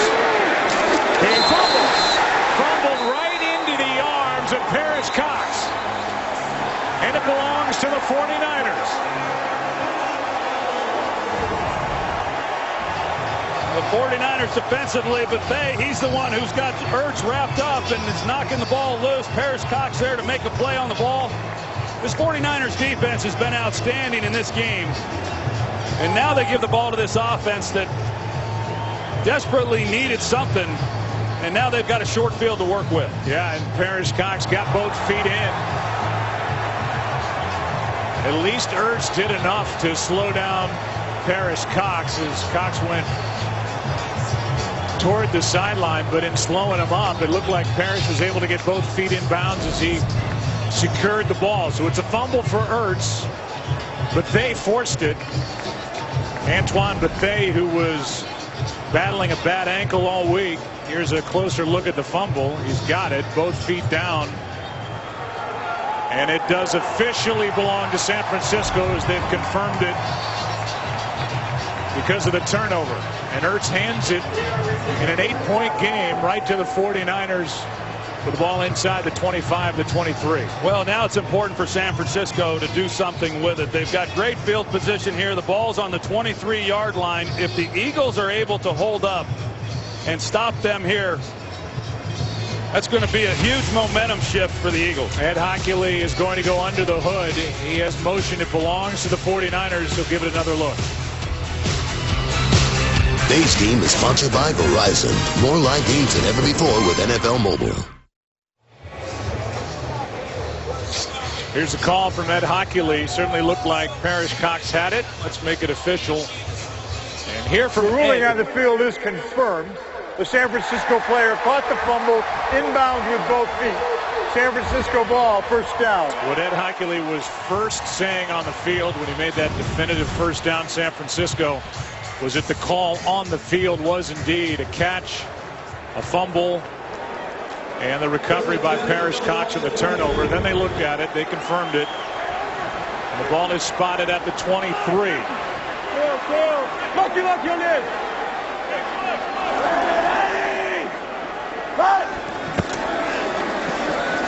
Kaepernick in trouble, down he goes. Sacked again. Matthews was in there, Barwin as well. And a loss of 5, and they just will not establish the ground game. Well, Kaepernick had one-on-one outside to Michael Crabtree. Initially, I thought that's where he was going to go with the ball, try to get one into the end zone on first down. But pressure again, you got it inside, and then, as you said, they come around the outside and are able to get to Colin Kaepernick. And for this offense that has struggled to have this kind of field position, if they don't come away with a touchdown on this drive, it is going to be demoralizing for this group. It's a bad start, the 4th sack for this Philadelphia defense. As you saw, they've gone 2 games without one. Now Crabtree blocks it. That's a forward pass. But I'm telling you, you said it earlier, and it could get lost, that Indianapolis proved 2 weeks ago that you can run the ball on the Philadelphia Eagles. This is Jim Harbaugh and Greg Roman and this offensive attack that's been so good on the ground, and they will not run the ball on early down. Well, not only did Indianapolis run the ball well against them, Joe, 2 weeks ago, but San Francisco's run the ball well against them here today when they tried to do it. And they just haven't consistently pounded the ball like I'm used to seeing. Now Vernon Davis, of course, he's out, but they've got creative ways to still run the football even without some players. Kaepernick in trouble again, and down he goes, but a flag is thrown. Kaepernick gets up looking for the flag. It is a hold. That's the early indication. If it's a defensive hold, it's an automatic first down. Looked to me like they might have grabbed defense number 26. The 5-yard penalty from the previous spot. Automatic first down. They get Kerry Williams. Yeah, Kerry Williams is right here. He's guarding Stevie Johnson. That's what I saw. And then the flag came in. It wasn't much, but it was enough. That's a big break for San Francisco to now get a first down, and we'll see what Greg Roman, the offensive coordinator, elects to do on first down. They start in the I formation. An extra lineman in Joe Looney. See if they start to pound it. Gore. Good start. I know the numbers are there with the rushing yards, but it just doesn't seem like there's that typical commitment. As you look at Greg Roman, the offensive coordinator, who's one of the best in the game at coordinating any offense. Well, even the crowd reacted to that run. You know, they know the way that they've won football games around here. And not to mention, Joe, the Eagles have gotten pressure on Kaepernick. He has been pressured, he's been hit, he's been sacked. And so lean on the running game and try to help your quarterback out.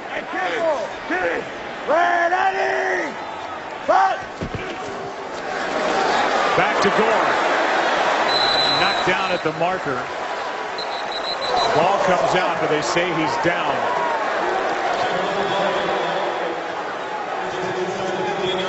New this season, stream live local Sunday afternoon games right on your smartphone with NFL Mobile.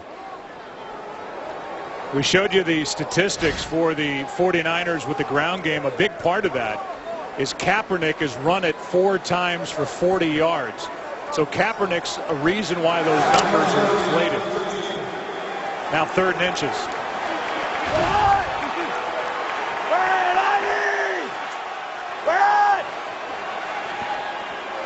That's Looney in motion. Kaepernick has a 1st down. He's down to the 11. It looks like, Joe Looney comes in on 3rd and 1 as the extra blocker. That's not unusual, but he has checked in again. He never came off the field. He has to do that. He's staying in the game, which would make you think that they're going to run the football. But they like to do some play action off of this look also.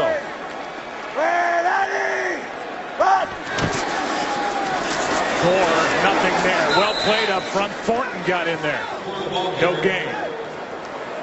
I'm impressed with this Eagles defense overall and the job that they've done. And I know Bill Davis is, one week they've struggled in this area, the next week they've struggled in another area, and just trying to hold it together as best he can. But they've done some good things in this game.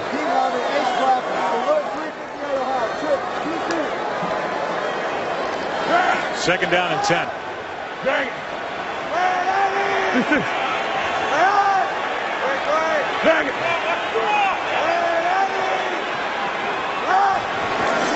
Blitz.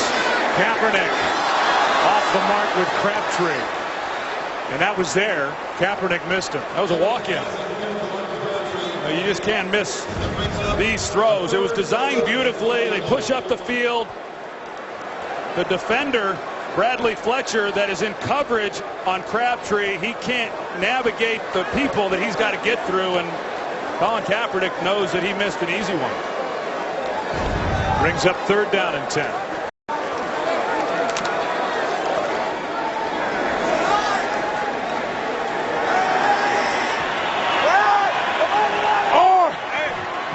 Play clock is winding down, and they have to use a timeout. And the frustration on the part of Jim Harbaugh is Kaepernick has lost track of the play clock a couple of times in this game. Don't forget, baseball's postseason moves to America's new sports network beginning Friday. Game 1 of the NLDS. As the winner of the NL wildcard game takes on the Nationals, and the Cardinals are in Los Angeles to take on the Dodgers. Fox Sports 1, your new home for baseball's National League Division and Championship Series, and it all begins on Friday. That's a big timeout for San Francisco, and you're right. Colin Kaepernick has lost track of the play clock, and boy, those come back and bite you late in the ball game, and a game like this. It's an 8-point game. The turnover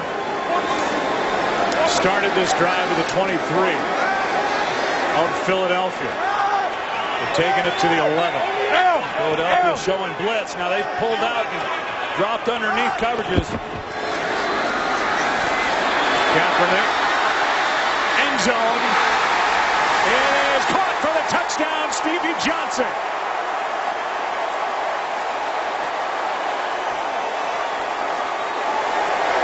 Great catch in traffic just in the end zone by the former Buffalo Bill. Great body control at the end of this play, and that's not an easy catch to make. Wow. He does get both feet down. He's got to maintain possession through the catch, through the ground.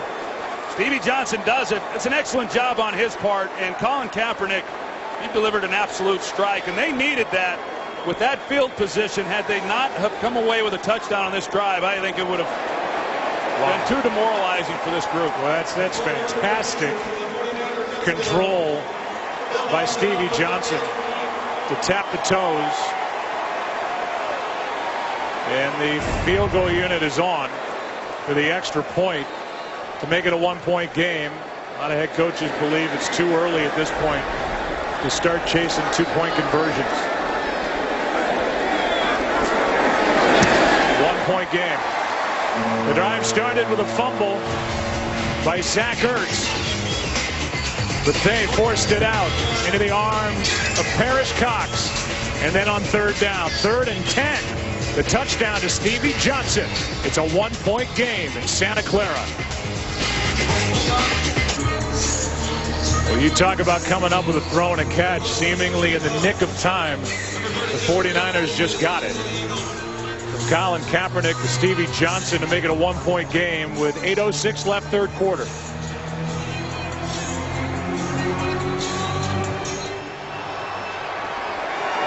This is Polk, and he'll stay in the end zone.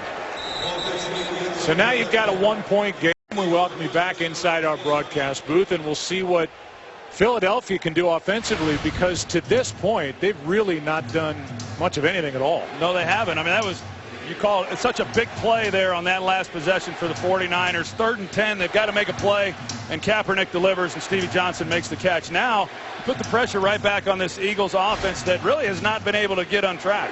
They have struggled. Vic Fangio had this team prepared coming in with all the different looks and the things that they can do to exploit a defensive group. They've been outstanding. Good news for Philadelphia. Jason Peters back out at left tackle. Here's McCoy, nowhere to go, so he's going to make his own running lane, and Buffet makes the play. He just forced a fumble, and now the former Indianapolis Colt is up to force McCoy out with no gain. Yeah, you think about Antoine Bethea and him being acquired in the offseason. You lose a guy like Whitner. And those safeties in this league, they're important guys. They used to just be guys that stayed deep or basically linebackers. They've got to do a lot of things with all the multiple sets that they see. On 2nd down, McCoy to the 25. 3rd down coming up. Off we go to Joel Klatt with a game break. All right, Joe, back to Minnesota, and Atlanta scratching their way back in this ball game. Devin Hester out of the backfield.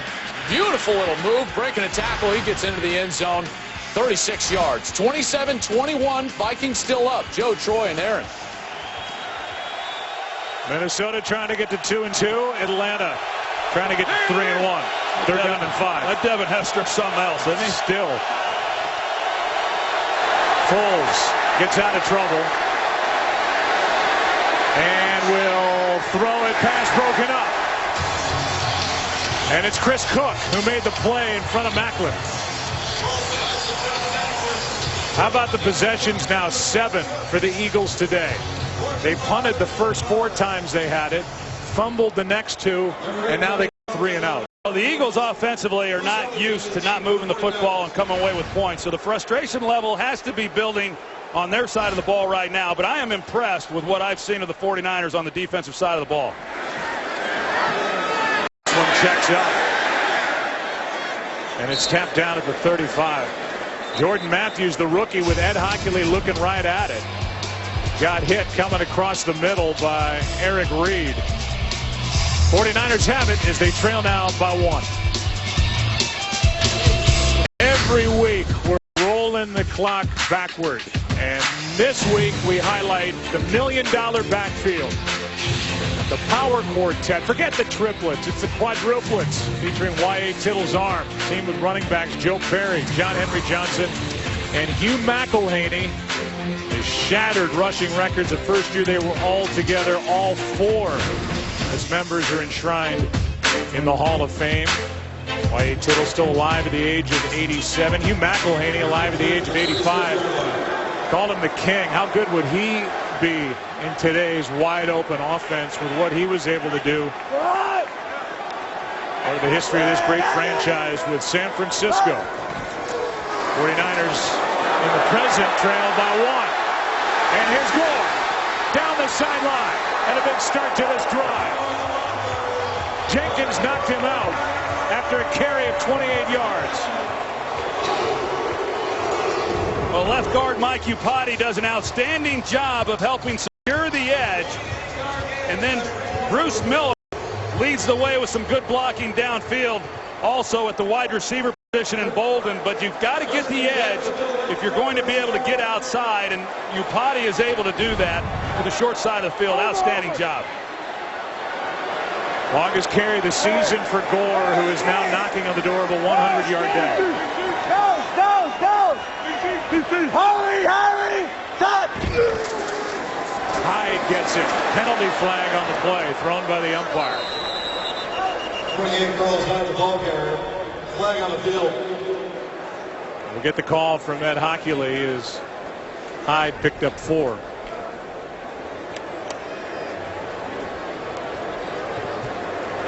Defensive hands to the face, number 93. It's a 5-yard penalty and forced into the run. First down. That's Brandon Bear.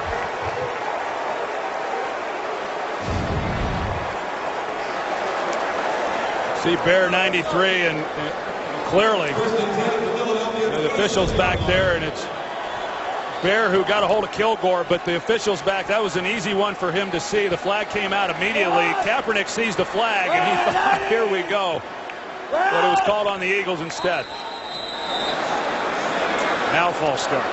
False start offense, number 28. 5-yard penalty and first down. It's Carlos Hyde. Well, so here they do go. 1st and 15 again. 1st and 15, down by 1. Phil Dawson today is hit from 29 and then 51. They're inside field goal range for him here, but you know Jim Harbaugh has bigger ideas than just getting 3. Well, they've got shots down the field here, Joe, if they want to take them. Come on. Ready! Blitz. 49ers pick it up. Kaepernick finds Crabtree, and a good play made by Nate Allen. Immediate tackle on Crabtree after a gain of 3. Now look at this offense, Joe, and I was saying earlier, last week, Kaepernick completed 78% of his passes, but he didn't have a lot of yards to show for the number of completions that he had. Just having a hard time really getting the ball down the field. It's hard to sustain drives when you're not getting big plays. Handoff is to Hyde. Makes a couple of guys miss. But all he can do is end up losing 2 to bring up 3rd down and long. So inside field goal range, right on the outer edges of it. Now Joe Staley is down, grabbing at the back of his right leg. They've already lost Anthony Davis for the day. We saw him get bent over backward. Jonathan Martin's in the game. The only other backup offensive lineman the 49ers have available is Joe Looney, if Staley can't continue. They've lost Vernon Davis as well. And we'll look at some of the early games here in week 4 and the big performances that took place before this one got underway. Look at the day for Matthew Stafford in a win in New Jersey against the Jets. 3 total touchdowns, 2 through the air, 1 on the ground. Andrew Luck with 4 touchdown passes, and Mike Glennon getting his team down the field for that last-second win against the Steelers in Pittsburgh. Well, if you've got Andrew Luck on your fantasy team, you've got to be pretty excited right now. Yes, you would be very excited. Let's take a look at what happens with Staley, number 74. See Joe Staley, and at the end of this play, he reaches for his hamstring. You see him gimped up there. But they're thin. I mean, they're not going to get any sympathy from the Eagles and all that they've had to deal with the offensive line. But as you said, Joe Looney, the only guy left to be able to come in off the bench as an offensive lineman and fill that void. So they move Alex Boone out to left tackle. He's next to Upati. They've got Looney in at right guard, and Martin is at right tackle. 3rd down and 14. Gore gets it. Got a long way to go, and he won't come close. But he's inside the 30 to make the field goal attempt that much closer as he picks up 3 Fletcher Cox on the tackle. Well, I like the call by the San Francisco 49ers, and Fletcher Cox does an outstanding job. Iupati is there to make the block, and he plays it beautifully. Cox does, in being able to come off the block and make a play. But I think it's a good call to try to make this an easier field goal attempt. Wind has picked up a little bit as Dawson tries to get used to the wind currents inside this first-year stadium. From 46 in the lead, he is good.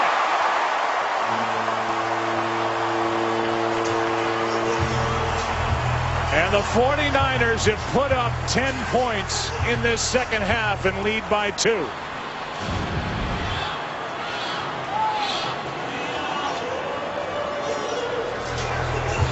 And he added by plenty as the 49ers regain the lead. Well, you start to get some points on these drives. You start to regain maybe some of the confidence that's been lost over the last couple of weeks. And, you know, we've talked about it, Joe, that for all that's happened here in San Francisco, you know, really even going back to the offseason, you know, you think about the cloud that was hanging over with Aldon Smith, and then you've got Vernon Davis holding out, and Alex Boone was holding out, and then Jim Harbaugh's contract situation, and then you have some injuries, and, you know, it's been a struggle for them from day one, but what they need to do is win a game. And it's amazing how in this league you win a game and then you win a second game and a third game and things start to roll again. This team's won too many games in this league. They got too many veteran players. As I said earlier, they've been in 3 straight NFC Championship games.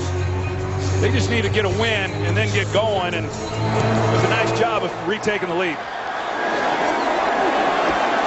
Polk will stay put. We go down to the field and Erin Andrews. Joe, Troy mentioned after the Eagles' last 3 and out what the frustration level would be like for them. Well, I just watched Jason Peters calm down LaShawn McCoy after that 46-yard field goal was made. When that offensive line came over onto the sidelines, Nick Foles came over, LaShawn McCoy came over, Jason Peters even was talking to these offensive linemen that are trying to make do with all these holes, this patchwork line here.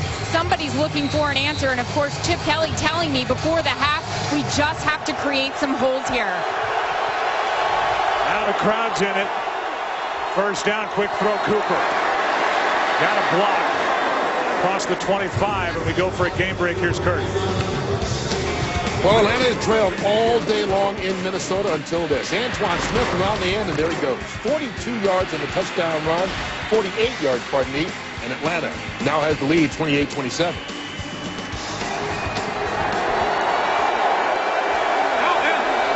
Philadelphia, 2nd and 3. Foles gets hit as he let it go. Pass picked up, intercepted by Buffet.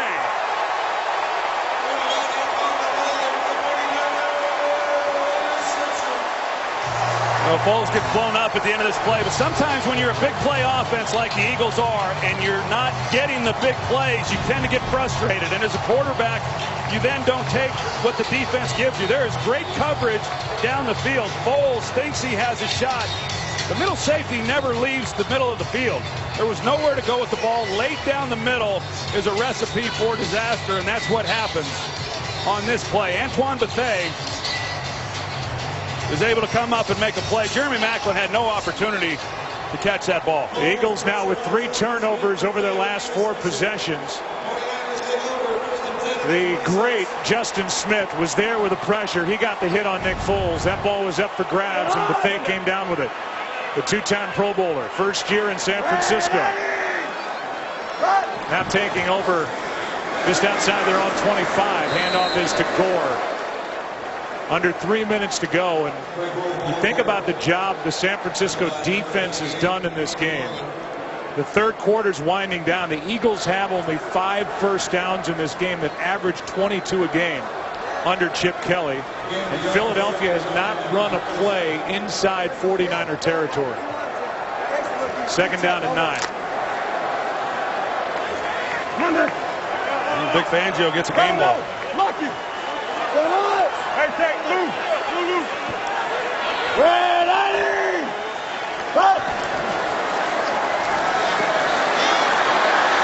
Pass is too high. They're going to rule it incomplete instead of a lateral. That was close. It was on top of it anyway. 3rd down and 9 coming up. We met with Vic who's been so good as defensive coordinator here with San Francisco. We talked with him on Friday. We said, well, how you doing? He said, 1-2 is not that good. Stinks. Yeah, but you look at what he has done while he's been here. And remember, he spent 1 year at Stanford with Jim Harbaugh. He faced the Oregon Ducks and Chip Kelly. And so he knew what to expect coming into this game. And he's called a heck of a game. The Ducks won that Pac-10 matchup. And it was the Pac-10 at the time, 3rd and 9. Kaepernick steps up, slings it, pass caught. Burrell's Bolden making tough catches. And he was down by contact with a first down at the 39. Boy, he makes tough catches. Yeah, we've seen a few balls get away from Colin Kaepernick here today, but this ball is perfectly placed. As you're going to see at the end of this, Anquan Bolden is open, but where the defender is, Kaepernick has to throw it away from the defender who's driving on the ball, put it in a beautiful place. That's great work. That could be challenged.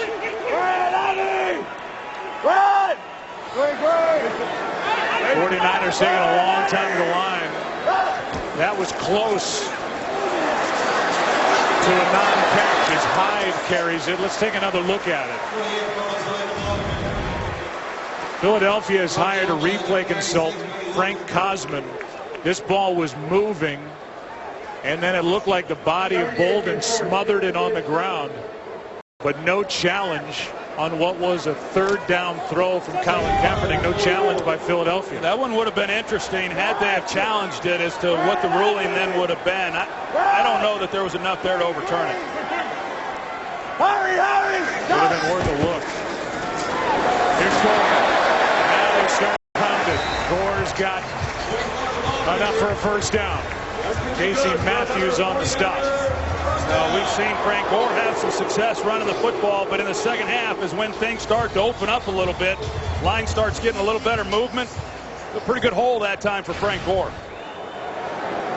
Look at the play selection in this second half. Coming into this second half, down by 8. They've run it more than they've thrown it, and they've run it with success.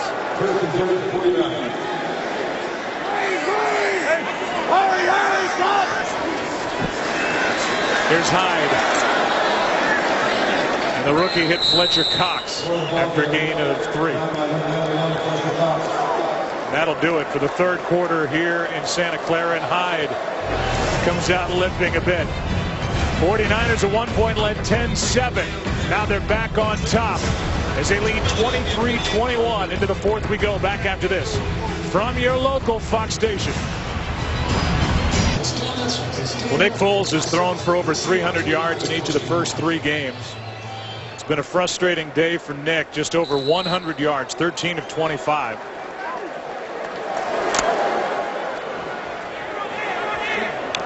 It's San Francisco's football, up by 2, 2nd and 7.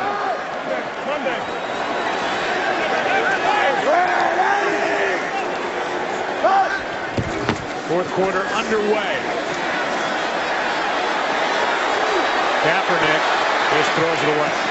Let's go down to the field and Aaron Andrews. You mentioned Nick Foles and a frustrating day for him. Saw that big hit he took by Justin Smith. He came over to the sideline, Joe, and then was given a sleeve over his right knee. He's been walking around trying to loosen it up. I saw a couple players come up to him, ask him if he was doing okay. He said, yeah. But there's another thing now for him. We saw last week it was his left side, looked like his ribs, his shoulder. Now it's his knee. We've seen him trying to get loose on the sideline, but right now the ball belongs to San Francisco as they're faced with 3rd and 7. Bird.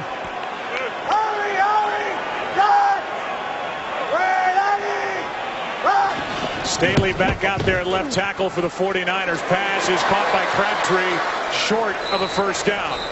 Well played defensively by Boykin, who's back in the ball game.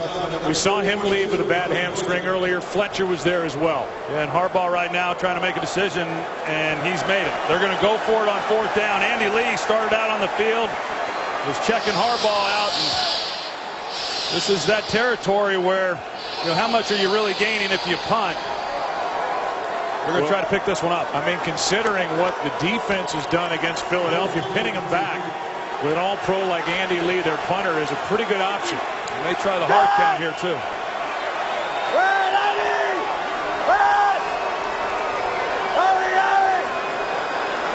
And they were trying to draw him offside. Instead, they'll punt. Well, he didn't want to use a timeout. Jim Harbaugh did not want to use a timeout. He was just going to take the delay of game. And then punt. And then punt. Give his punter some more room. And he wants to give the timeout back. You're right. Now they're left with only one timeout. Well, Kaepernick, I think Kaepernick turned. It just wasn't communicated very well. Kaepernick, with the clock running down, unable to draw the Eagles offsides. There it is. He calls the timeout. So now they're down to one timeout. Well, you saw that immediately. Harbaugh didn't want it. And they're going to punt anyway. So they get absolutely nothing out of using their second timeout. Yeah, those are the ones that hurt.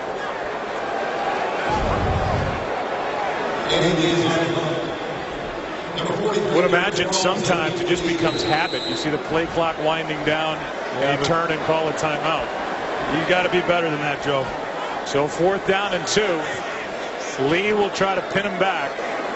One of the best in the game at this very skill. And now Lee bangs it into the back of the end zone. So the 49ers really don't get much out of that at all. They use the timeout, and then Lee, their punter, punts it into the end zone. Eagles will have it at their 20, down 2. Today's game on Fox is sponsored by Sprint, by Universal Pictures' Dracula Untold, in theaters and IMAX October 10th, and by the agile, all-new Audi Q3. Stray the course.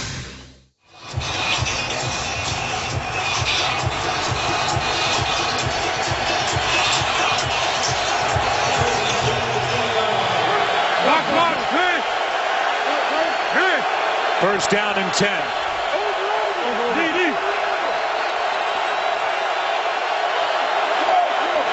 Starting at the 20. Ground game, nothing. LeSean McCoy wrapped up by DeMarcus Dobbs. A loss of 4.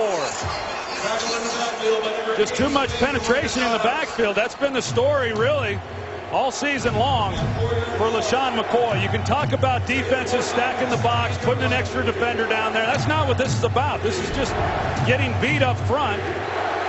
And DeMarcus Dobbs this time is the one who makes the play. He went right through Matt Tobin, who's making his first NFL start. Now Foles just got rid of it as he was dragged down by the rookie Aaron Lynch.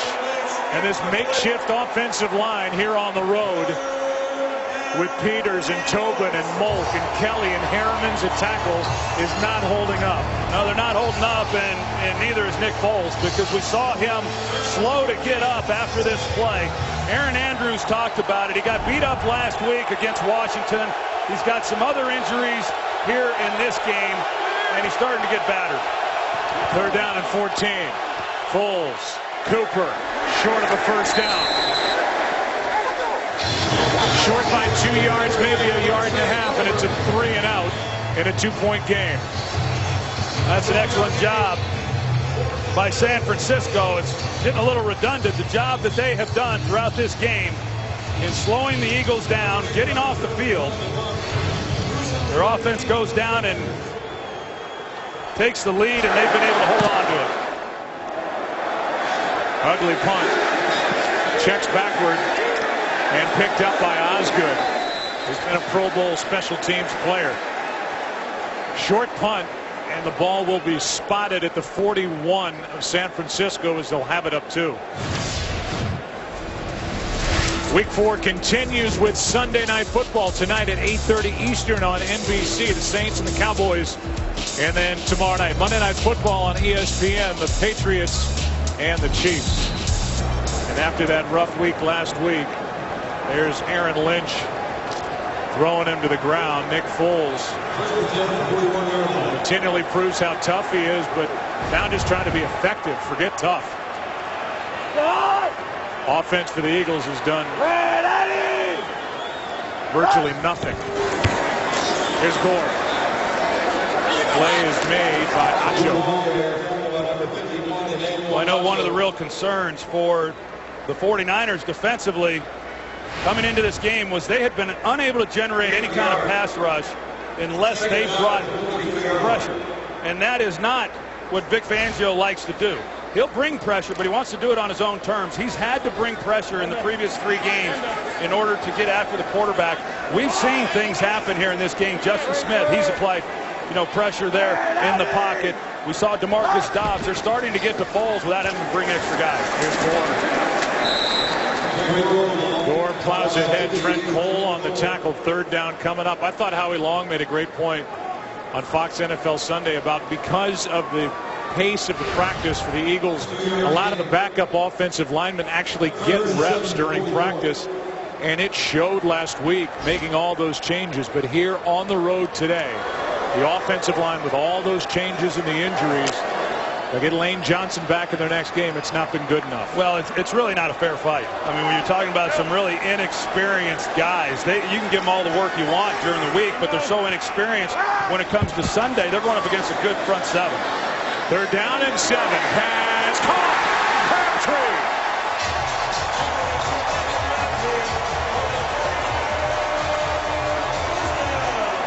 25 yards on 3rd and 7. Yeah, it's Kerry Williams in coverage. Good pocket for Colin Kaepernick, and puts the ball high, and Crabtree goes up and makes a play. Those are the plays that they just haven't had a lot of here in the last week and a half. Some of these big chunks, but they're able to get it there. What a good catch by Crabtree. We saw leave earlier with a foot issue. He's back and has his 5th catch of the game.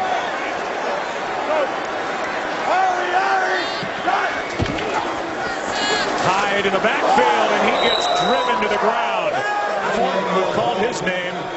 Cedric Thornton, the 3rd-year player, a free agent out of Southern Arkansas, has made some plays.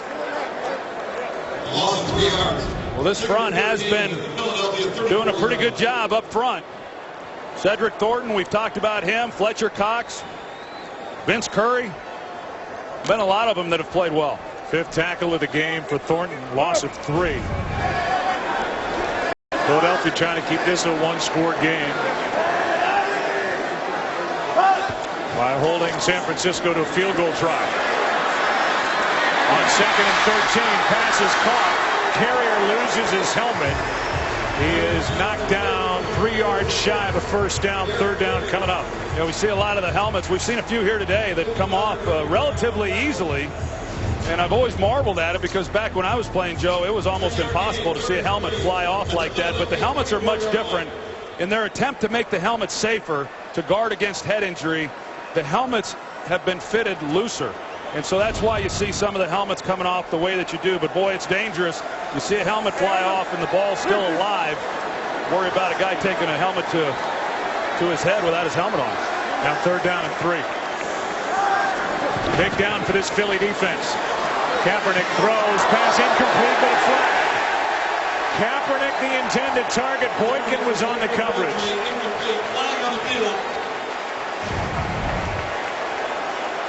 See there in the slot, Crabtree running the drag route. Looked like there was some contact on the play. It's against San Francisco. And there's Boykin again. Looked like the Eagles had lost him for the game with a bad hamstring, but he's back in there and they need him. Yeah, it looked like the hamstring even towards the end of the play still giving him some problems, but he's able to run in stride with Crabtree. They're asking the Philadelphia sideline whether they want to take the penalty or not. Pass interference, offense, number 46. 10-yard penalty from the previous spot. Repeat 3rd down. That's interesting. I mean, with the incompletion, it's 4th down, and you have San Francisco most likely attempting a field goal to make it a 5-point game. Instead, Chip Kelly elects to take the penalty, accept it, and they're going to give San Francisco another crack at 3rd down. They do back them up, but it's 3rd and 13. I didn't see anything that Derek Carrier did there to warrant a penalty.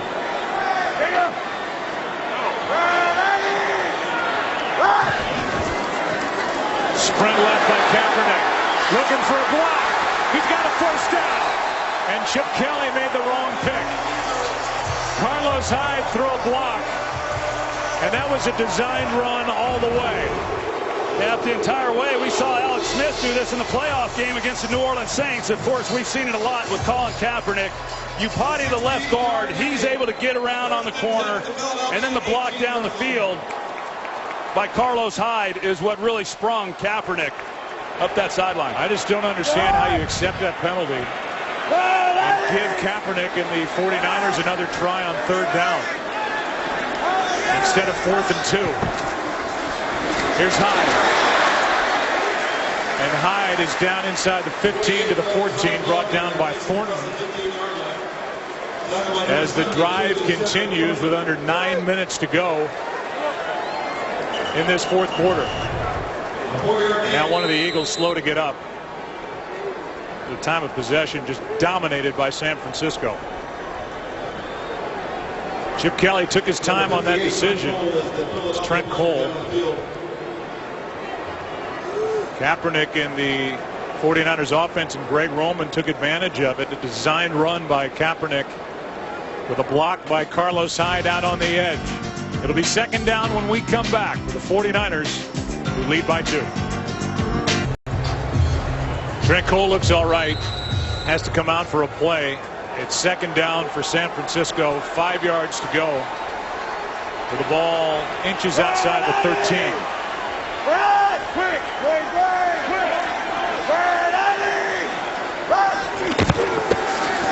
Here's Gore. Gore to the 11. Third down coming up. Connor Barwin on the stop. 72, Cedric Thornton with the tackle. Well, we'll see what Philadelphia is able to do here on third and short. San Francisco has been successful on these short yardage situations here in this game. Look at the rushing yards and the difference. Again, Kaepernick a big part of that. He's run it 6 times for 59 yards. The Gore's been much better, much more used at least in the second half. He's had 113 yards rushing on the day. 3rd and 1.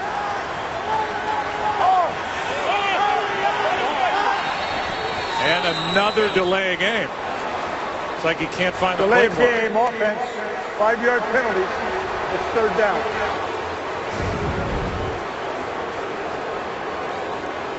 Just completely losing track of the play clock, and a 3rd and a long 1 becomes 3rd and a long 6. Yeah, those types of penalties, they cost you games, and it's the 3rd time now he's lost track, or 2nd time he's lost track of the play clock. The other time was when he called timeout and he shouldn't have.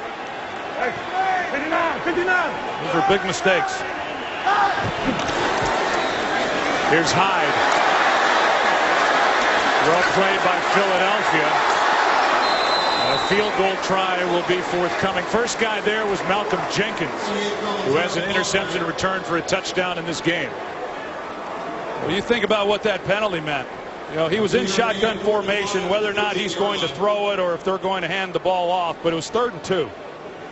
And then you get the penalty, 3rd and 7, and it's a difference between keeping the ball and keeping the drive alive with a chance to come away with a touchdown and having to settle for 3 points. Yeah, make it a 2-score game. Instead, the Eagles get what they wanted moments ago, you would think, with a field goal attempt by Dawson, who's 3 for 3 on the day, and now 4 for 4. And it's a 5-point game.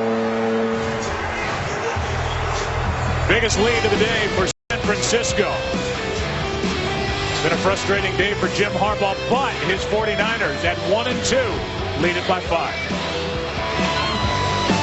The day's game is sponsored by the new Samsung Galaxy S5. The next big thing is here.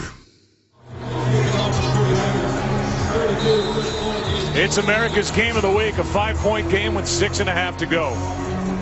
31-yard field goal by Dawson makes it a 5-point game at the end of a drive that took over 6 minutes off the clock. Taking it out is Polk. Penalty flag flies, and Polk can't make it to the 20.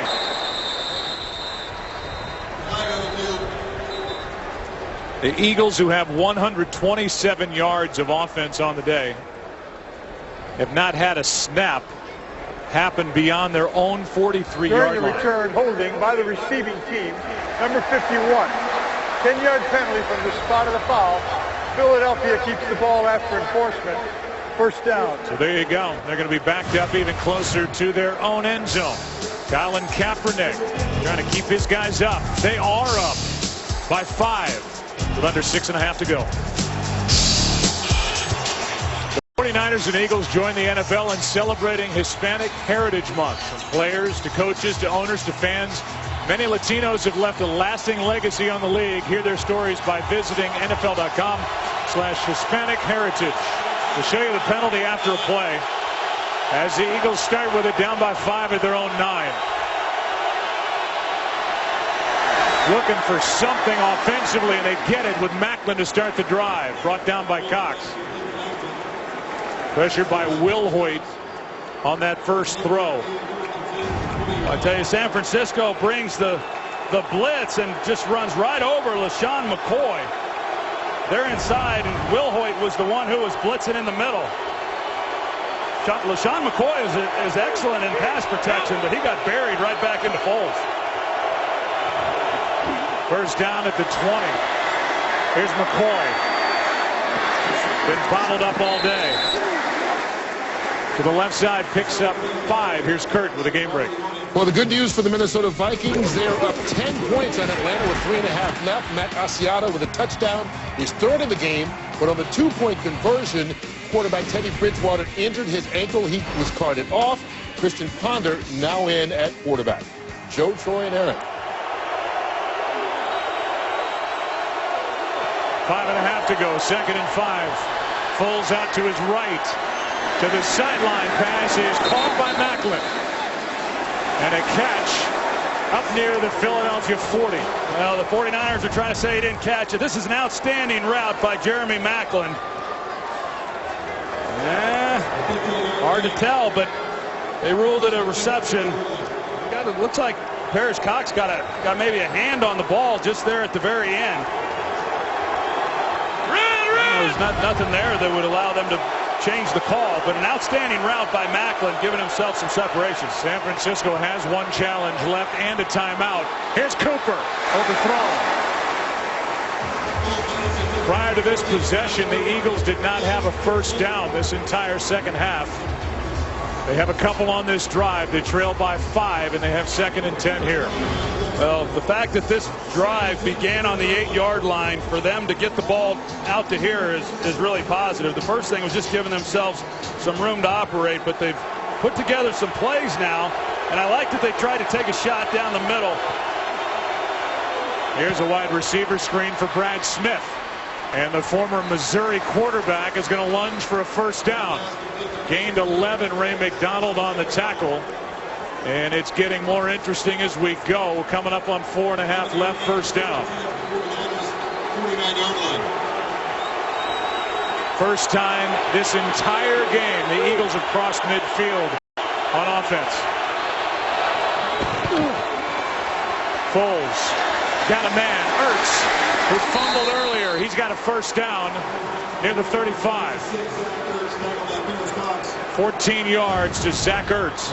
Well, these are the things that Zach Ertz does well. I mean, he's a pretty good route runner, but he's excellent in getting vertical down the field and starting to pressure some of those defenders. It's a good job by him on the inside position. They got to get it into the end zone. Under 4 to go. Foles not on the same page with Maclin. Well, when you start to put together some plays like we've seen on this drive, Joe, that's when you start to pressure this defense a little bit and get them reeling. When you're getting yards, getting first downs, moving the football, it puts the defense in a tough position to get calls in, to not be real vanilla in what you're doing defensively, and it's a good drive right now for Philadelphia. Sproles in the backfield with Nick Foles. On second down, trying to set up a screen. It's not there. And Foles will just take a hit. Lost yardage on the play as they tried to screen it to Sproles. A loss of 4, and you can see how slow Foles is to get up. Well, they fake like they're showing the screen to the left with a man in motion, and then they're going to come back and throw the screen to the right.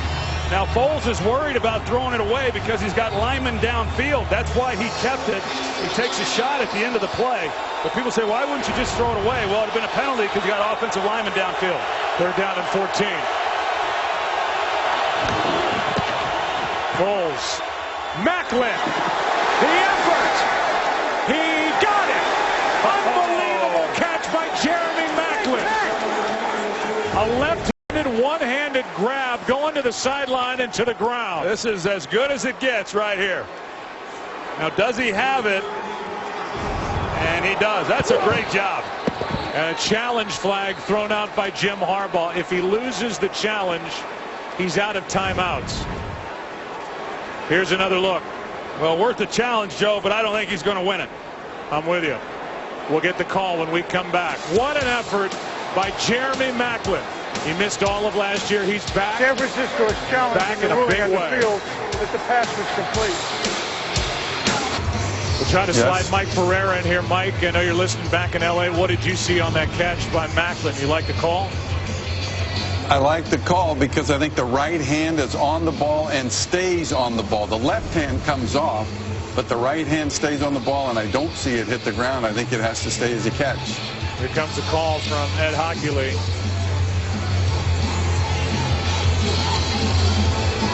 If the challenge is not successful, they said the 49ers are out of timeouts. We'll get the call from Ed right now. The ruling on the field is confirmed. The receiver caught the ball inbounds. That is San Francisco's 3rd and final timeout.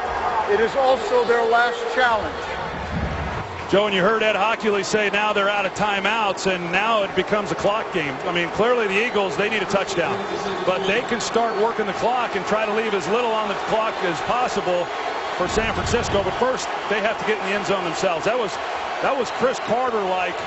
Jeremy Maclin laying out and making that catch. Just unbelievable. Brilliant catch by Maclin. Good. Who's been just clutch in the 4th quarter.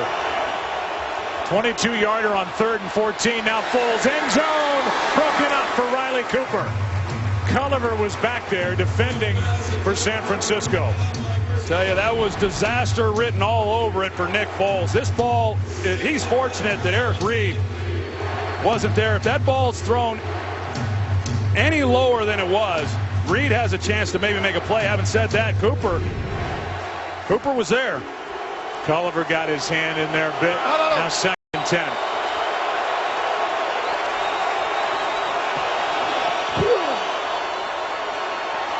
Foles in trouble. Gets a block.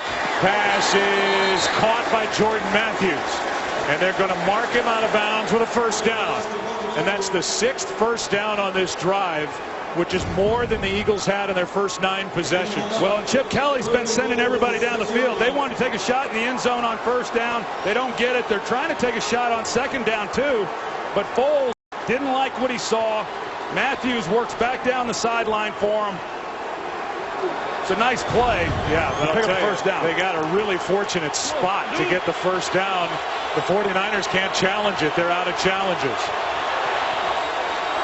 Foles with all day.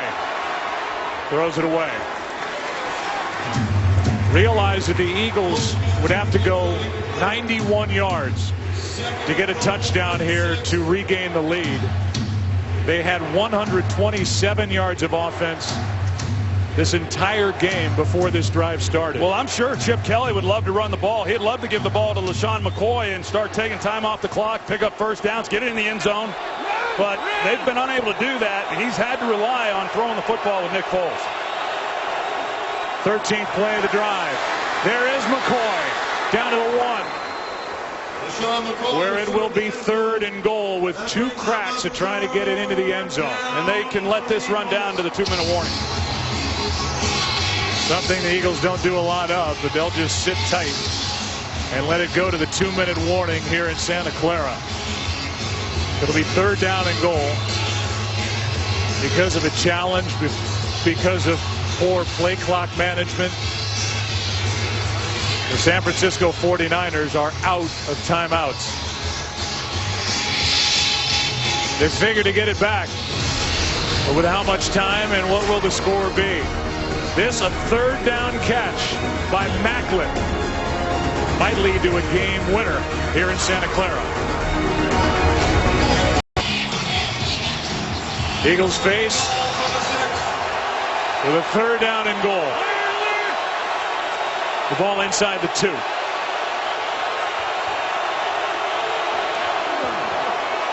Foles, the fake coming at him. Incomplete. Fourth down coming up. Selleck the intended target. Antoine Bethea, he's the one who is able to beat McCoy and force Foles to get the ball out a little bit sooner than he wanted to. He tried to lay it to the corner with a chance. Huge play here. This is it. Fourth down and goal. Remember, Philadelphia does have all 3 of their timeouts left, but they have to turn it over here on downs. Foles keeps it. Casey in front of it. Back of the end zone, incomplete. 49er defense holds.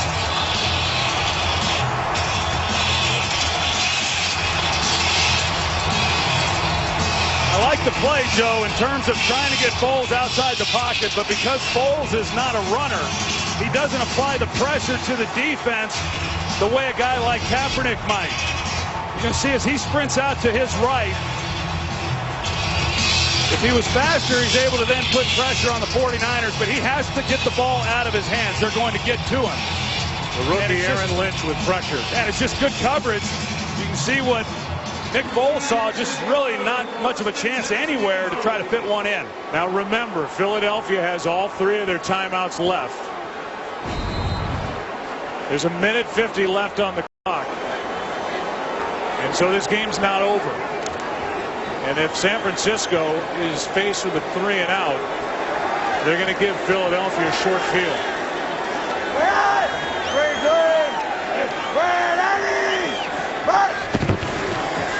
Here's Gore.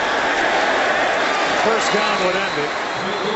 As Philadelphia will call a timeout with 1:45 remaining, and this has been some game. Macklin thought he had maybe set it up for Philadelphia, but the defense for Vic Fangio, you got the suspension of Aldon Smith. You've got the injury to Navarro Bowman, to Glenn Dorsey, but boy, did they play a good ball game so far here today. They've been outstanding. It was one drive. It was one drive, and they didn't get any points. You know, that drive started on the 8-yard line. The Eagles do a good job getting it down there. 3rd and goal, throw. 4th and goal, throw. You know, should they have run it? Should they not have run it?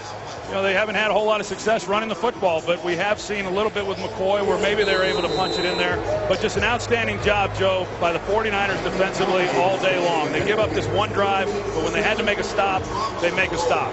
For the Philly offense, too little, way too late. Coming up short just outside the 1. But now the defense has to make some plays for Philadelphia to get it back. It's been a long way from over. 49ers need a first down. It's Gore. And Gore gets a yard, maybe 2. Benny Logan made the stop. And now the second timeout taken by Philadelphia.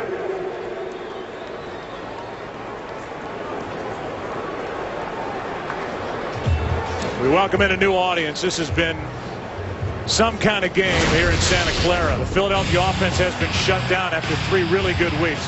This was a 55-yarder to Frank Gore for a touchdown earlier in this ball game. Malcolm Jenkins with an interception return for a touchdown. This a big one on 3rd down. Stevie Johnson with a touchdown. And moments ago, if you're just joining us, after having 127 yards of offense on the day, Philadelphia started at their 9, got it down outside the 1.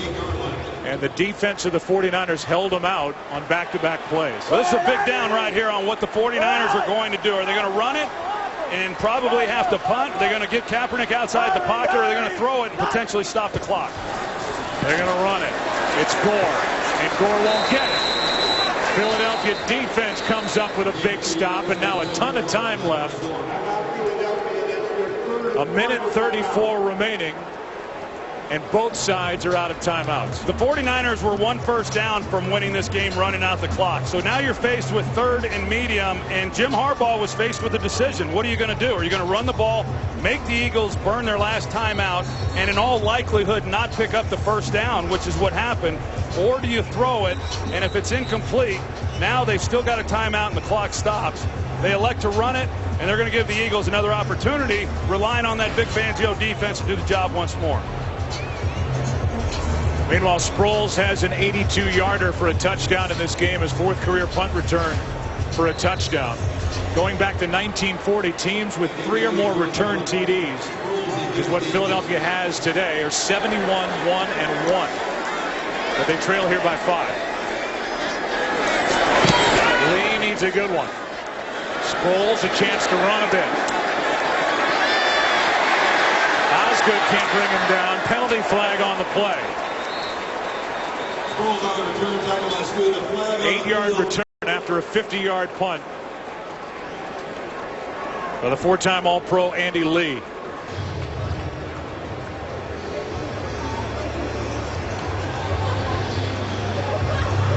Joe, it looks like they're going to get Bradley Fletcher with a block in the back.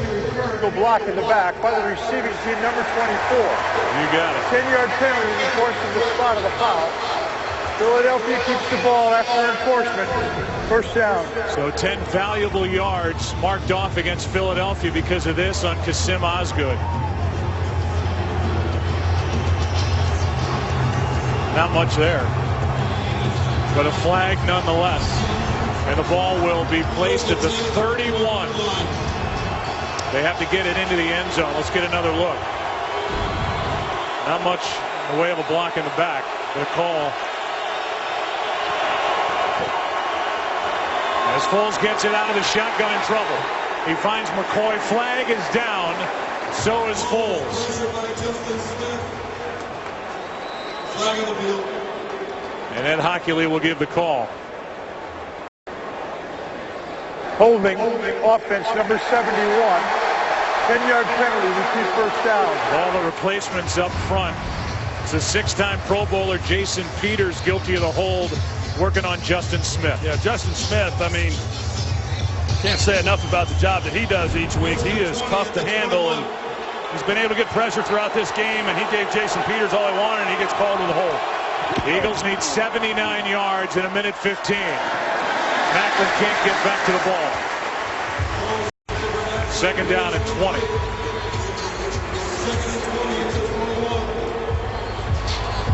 Sproles checks in. McCoy checks out. You know, 2nd and 20. You look at this offense there. 2nd in the league in plays, pass plays of 20 yards or more. They can get this in a hurry. Sproles out of the backfield. Play made by Lynch. And that rookie has been some find. A 5th rounder out of South Florida. That had no chance. Aaron Lynch, he sees it the entire way. He's right there to make a play. The Eagles just have not gotten anything on this drive. 3rd and 24. Down the middle. Pass incomplete. And we're down to 4th down. Zach Ertz, the intended target. And in a game that they were calling a must-win for the 49ers at the start of the week. With a record of 1-2, they're one defensive play away on a 4th and 24 from evening their record at 2-2. You just can't say enough the job that Vic Fangio has done, and this defense needs to step up and make one more play today.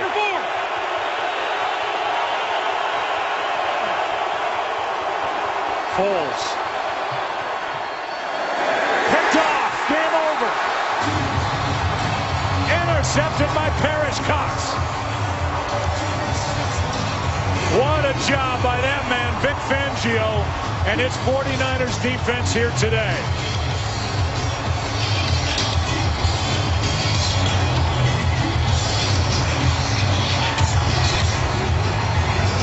It'll be the first loss of the season for the Eagles.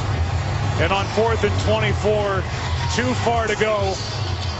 And Foles just tried to throw it into heavy coverage. Cox was there. Well, they get hurt immediately by the penalty. They're facing, 1st and 20, but not one play did they run looked like it had a chance. I mean, the 49ers were all over every one of them. They do a great job. This is going to be a good week for San Francisco. It's been a few weeks since they've had an opportunity to feel good, and we talked about it coming in, Joe, what a win would do for this ball club. They've done too much. They've got too good of players to not play better and win more games. This puts them right back in the middle of the race. There's a lot of respect between these two coaching staffs with Jim Harbaugh and Chip Kelly. Fourth turnover of the game basically ends it. The pick by Parrish Cox. We'll take a break. Come back and wrap up our day after this.